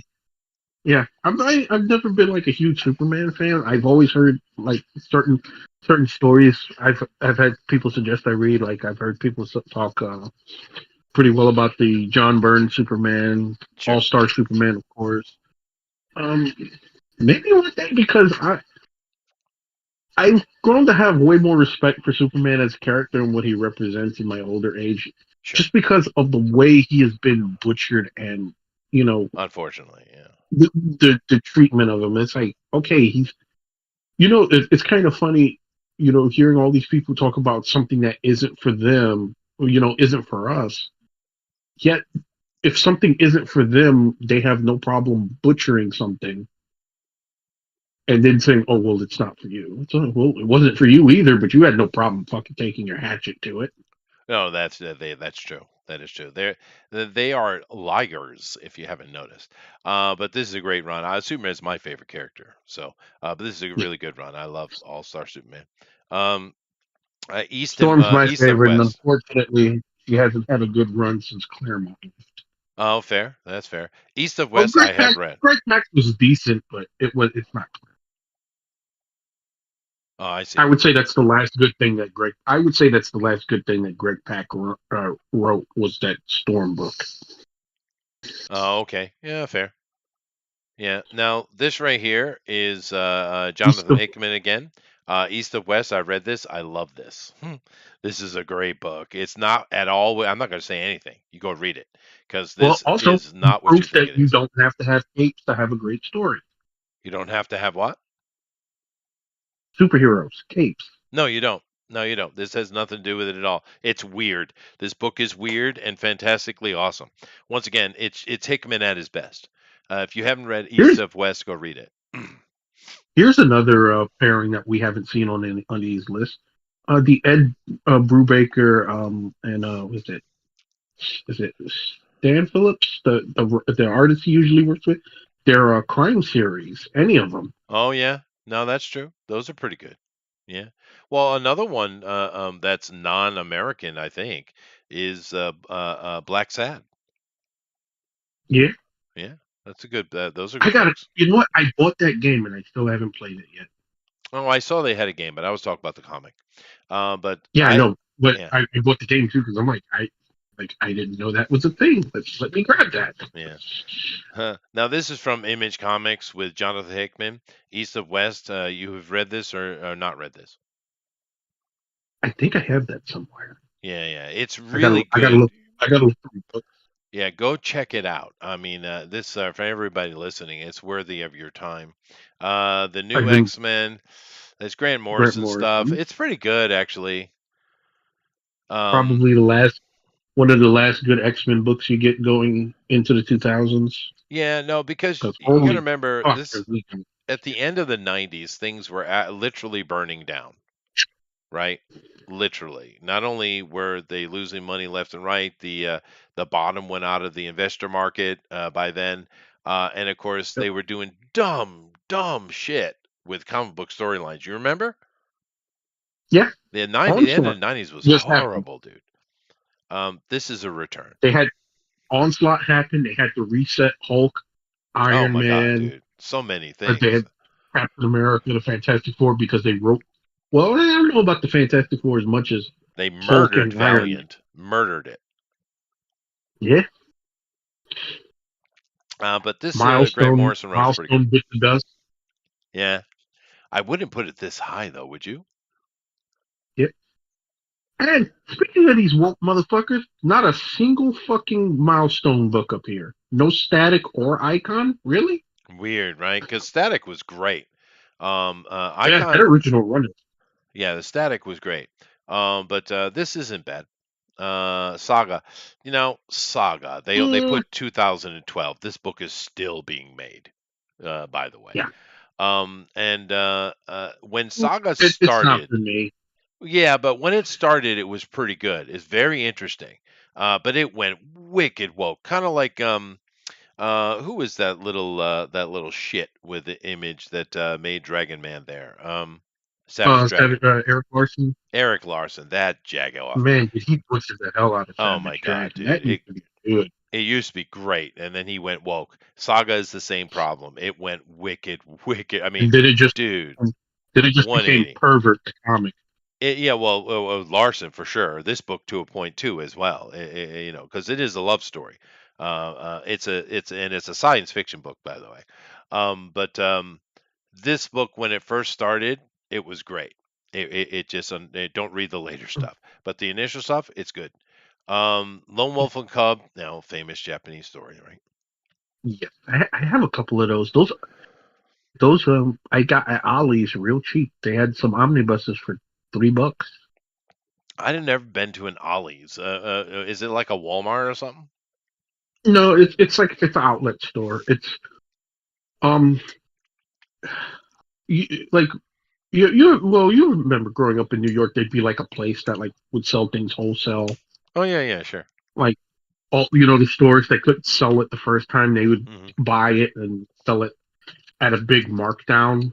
That's pretty much what Ollie's does, Yeah, like in Queens, they except had a that place like that. yeah, and Ollie's is just they made a chain out of it. And dude, there's so much Marvel and DC stuff there. Like if you just had time to like search through like the locations, Right, right. if you had like you probably have more money to do it than I do. Like we was talking about Preacher, they have some hardcover oversized Preacher omnibuses there that you could get for like $40. They the original sales price was 150, but you can get them for $40 at Ollie's, and they look fucking great Oh because they're wow. hardcovers and they got like a hardcover slipcase Oh, to to put the protect book. it. Oh, that's nice. Yeah, Yeah, that's nice. it's really nice. Yeah. And it's heavy, dude. It feels like you're carrying like it feels like you're carrying a bag of concrete when you pick that Oh, thing up. nice. Yeah, Yeah, I don't have omnibuses. I'd like to because most of my collection is sitting in New York, right? yeah. So I would love to collect omnibuses for that very reason. I just never have, and doing it over here in Japan would cost me ridiculous amounts of money. And do keep in You know what's mind, funny? yeah. Because I've been getting things from Japan recently. It's wild to me that me getting things from Japan is cheaper than getting it from Canada. Well, in going that direction, it would be. The problem is coming into Japan. That's the Really, cost. I thought it Yeah. would be the same price going back and forth. No, no, no. It's without question not. They Uh, put a lot of tariff. But do keep in mind, just to kind of mention your off comment, there's a difference yeah, between money and income, yeah. right? Because most of my income these days is passive, right? Which is good, but it doesn't mean that I got money just to throw around, right? Oh yeah. But that's Well, the difference. I'm not saying go crazy, but like Well, if you you had know what like I mean. if you saved up like a couple of $100 Sure, sure, sure. I'm just trying to say and I'm not you had that the rich. time. That's all I'm trying to say. But anyway, this is a famous book. I've never read any of them, but they're a big deal here in Japan. Once again, there we go. Grant Morrison's Animal Man. I much prefer this over his other books, and Sandman being particularly one of them. And here we go. Yeah, good stuff. So, not to shit on Grant Morrison, because I think he's a great writer, He is. Yeah, but this person who put this list together says Animal Man is a top 5 book. it's pretty good. But Saga of the Swamp Thing, Yeah. All Star Superman, and the Phoenix Saga are not. Yeah. Well, once again, and we I know need what to see what's in this thing, what well his the books are like. well the top four we kind of 'Cause probably already know what it is. But it uh, better not be fucking Watchmen again. it will be. But the thing, this list is not in the correct order, but this is at least put together by people who understand comic books. So I'll it give him is that. better, right? It is better. But you're right. Uh, Black Sad. There you go. I mentioned this is a great book. That's I've been meaning to buy the other books in that series. It's good, dude. Yeah, it's really good. I like it's one of those things. I like the concept of it. We don't get enough noir books. Um, It's Mike yeah, Hammer in a book, right? That's what yeah. it is. Yeah, yeah, it's good stuff. Um, Number three, of course, Dark Knight Returns. I'm surprised Ooh, I'm really surprised that that high. Yeah, that it is good though. Bendis. I wouldn't put it that high. You picked fucking This Bendis is Bendis run, yeah, right. somewhere, It's not the great Miller run. It's the Bendis run. All right. somewhere. The rest of Booster's hair just caught fire. It did. It did. Yeah, it did. Holy shit! The ether is Of all attacking. Bendis of all the runs, It's weird, right? you picked Bendis, Bendis. not Miller, not Innocenti, Zdarsky, who just had probably one of the top 3 runs in Daredevil's history. Well, Fuck, because even Kevin Smith had a better run. But Bendis? he's politically correct, you see. However, that cover right there is one of the best Daredevil covers of all time, though. That is such a Yeah. great cover, dude. It really, really is. But let's see what. Okay, well, this threw it out the water because what's number one then? It's Watchmen. It's got to be a Watchmen. Yep, there it is. Predictable. It is predictable, but this list was way better though. It had a lot of good comics on it. Really good stuff to read. And this list for all the stuff that I knew, which was a lot of it, it's more about being well written than anything, which is cool, right? Yeah. I'll say this list has a wider variety Yeah, and definitely. a little something for everybody. Now I have huge disagreements with the placement of this shit. Oh, without question, yeah, that's true. And But still no Spider-Man stories. no, relatively blank from was the Phoenix Saga the only Marvel story up here? it's the only one I saw. They got a serious hate boner from Marvel. Hating on the Marvel, man. Yeah. I thought we've been shitting on Marvel hard. Holy fuck. Yeah, but there's some You think great Marvel stuff. No, we had Daredevil. We just saw Daredevil's right there. Okay, two. Yeah, a couple. Yeah, that's about 2 it. out of 50? But once again, we all understand. Here's an X-Men as well. But we all understand that. Well, the thing with the difference between Marvel and DC, right? When we're talking about the big two,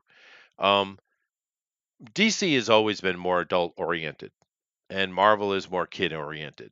And in this kind of list where we're talking about storylines, they might not even bother looking at Marvel in general because it's not going to be very adult, right? However, the Symbiote Saga should have been in here. I would say that's dismissive though, because I mean, it is. Okay, so they're not Alan Moore dark, okay? Yeah. But Peter David's Hulk run gets into some fairly dark shit, especially when you're talking about the psyche and the events in Bruce Banner's life that that makes him him. Yeah, no, And it's then it's again, perception, dude. It's perception. yeah, Yeah. and then again, talking about the original Venom story. As a young kid, Venom legitimately scared the shit out of me because he was that one character you legitimately thought was going to kill Spider-Man. Like, Right. Yeah, and I and never thought that with any of the other villains. and they Maybe ruined Craven, him, dude. They ruined that yeah, character. his popularity ruined him. Hmm. It's Um, unfortunate because look at these movies that Sony is making. It's ugh, ridiculously stupid, dude. It's so stupid. I mean, yeah, it's not Venom is a bad guy. Not only is he not is he a bad guy, he's a bad guy that eats people, literally. yeah. He's not a good I'm guy. surprised. I'm surprised. Also, the Wolverine's Weapon X story. That's That's a exactly good story too. Yeah, that's dark. it's a fact that's very dark. I don't know if I would consider that kitty. Or even Wolverine's hand run, right? Yeah, Super dark. Once again, on neither one of these lists did we see Old Man Logan. How? yeah, that's a good one too. Old Man Logan. That's Um, wicked dark. Jeez, that goes everywhere it shouldn't go. yeah, Because that's all dealing with like cannibalism, outright slaughter and murder, fascism, rape, but like forced rape over decades. Right, that yeah. story is wicked dark, and it's Didn't get really well didn't done. get the Infinity Gauntlet either. No, And no, Thanos was. I know it's not as dark as some of the other stories we was talking about, but Thanos was straight up killing shit in that. like murders half the universe. Yeah. So, but there's so many good storylines, but I kind of I kind of see where they were going with that list. I kind of get it. They're going for more of the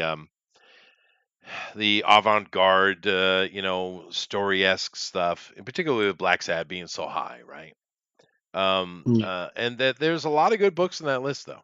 But The, nevertheless, yeah, but like you said, the people who are addicted to yes, deconstruction story, yes, they yes. if it isn't making the hero look a bit shitty, I guess that's not good enough for them. And it also felt a little bit from that list that was not made by an American. Yeah. It felt a little bit foreign, which is fine because a lot of Well, if things we're that's the talking case, about are where very was the American. 2000 AD book? Damn it, Well, that's fair. But I don't know. I've read some 2000 AD. I don't know if I put that any of that into. As far as if we were doing a no list dread. of cool characters, sure. But stories, no, I think the best story I've ever read out of Britain, the best one, was that what was it called? Minuteman or no? What was it called? It's about the guy who was like a superhero and his sidekick goes crazy and he's got or his son or something and he's got to fight him. That's a really good storyline. I can't remember what that's called. Someone in the chat maybe help me out or it'll come to me later. I'm sure. But anyway, I'm actually past the time I should have been, but that's all right. It is what It's it the is. damn list. Always It's gets you. the lists, man. Because we had to do better because that first list was bad. Yeah. Anyway, Mm, thank you all very much. We will see you next week. 2 days, of course. We're continuing on with the Iron Pass saga. We're having a lot of good fun with that. They're in the middle of it, so come back for that. Of course, we also have Drone Recorder this week. I'm not sure what we're doing this week, but it'll be fun. So mm. come on back for that. Anyway, you got something to say to the Um, folks? well, I got two things. One, because I just saw in the thing that Roger said if he's still here. I'm not. I wasn't trying to paint the situation as Ed being a modder. Maybe in time he'll be looked at it that way, but the fact of the matter is, when it comes to those people, and people have been saying it for years, that whether it was sarcastically or people was trying to forewarn them Hmm. that you know one of these days you're going to push somebody too far and it's going to end up in somebody dying. Yeah, And unfortunately, this is what we got yeah, in this situation, is that all the right elements was there and you pushed the guy too far. And make no mistake, because I saw like some of the people in Whisper Network come out and say something, they're not sorry for what they did. They got sorry that Ed actually had the nerve to put their names out there. That's what they're sorry for. It's Sure. the same shit that they had been doing for years, not just to him, but to countless others that either people didn't believe or they rolled their eyes at, or because they wasn't the right kind of person that, their claims of this treatment was dismissed. It just so happened that Ed was fairly liked in this community, and most people didn't think it would get this far because we've seen it happen so many times before. Right. People just dismissed it as, oh, same old shit, same old people. Here they are fucking with somebody again. And nobody thought it was going to go this far. But the potential was always there. And now it's here. And it's one of those things like now there should be some repercussions. There should be, to be honest, there should be a great purge in the comic industry right now, where any of those people and anybody associated with those people should be immediately blacklisted. But that's probably not going to happen. And No. Yeah. No, it and wouldn't. the sad thing is, it can get worse. For those who think this is the worst, it can get worse. Here's how it can get worse. They're gonna fuck with the right person who has no fucks left to give, and instead of killing themselves, they're gonna go after them, and it can end up in a murder or a murder suicide. And then people's gonna say, why did anybody put a stop to this? And I'm gonna say, good question. Why didn't y'all? You knew this was going on. Fair enough. And you're absolutely right. Cody and Roman are knocking heads. Yeah, it was great. It was a great match, and I'll say this: Thundaro is this moment I think a very happy man. Oh, that's cool. That's cool. Yeah. And Uh, if I could say anything wise, I'm not exactly Thundaro, but in light of the Ed Pisker situation, mhm. the things that drove that man to his death was um, the actions of envious, jealous, and quite frankly, godless people. Because Mhm. I think you know you don't have to be religious or even spiritual to have something to believe in, but if you believe in nothing, nothingness will lead you to envy and jealousy and hatred for those who have. So you have to start somewhere. You have to have a belief in something, Mhm. or you can end up like some of these people out here, just creating misery for other people. Namaste. So with that said, have a good night, people. Later, everybody.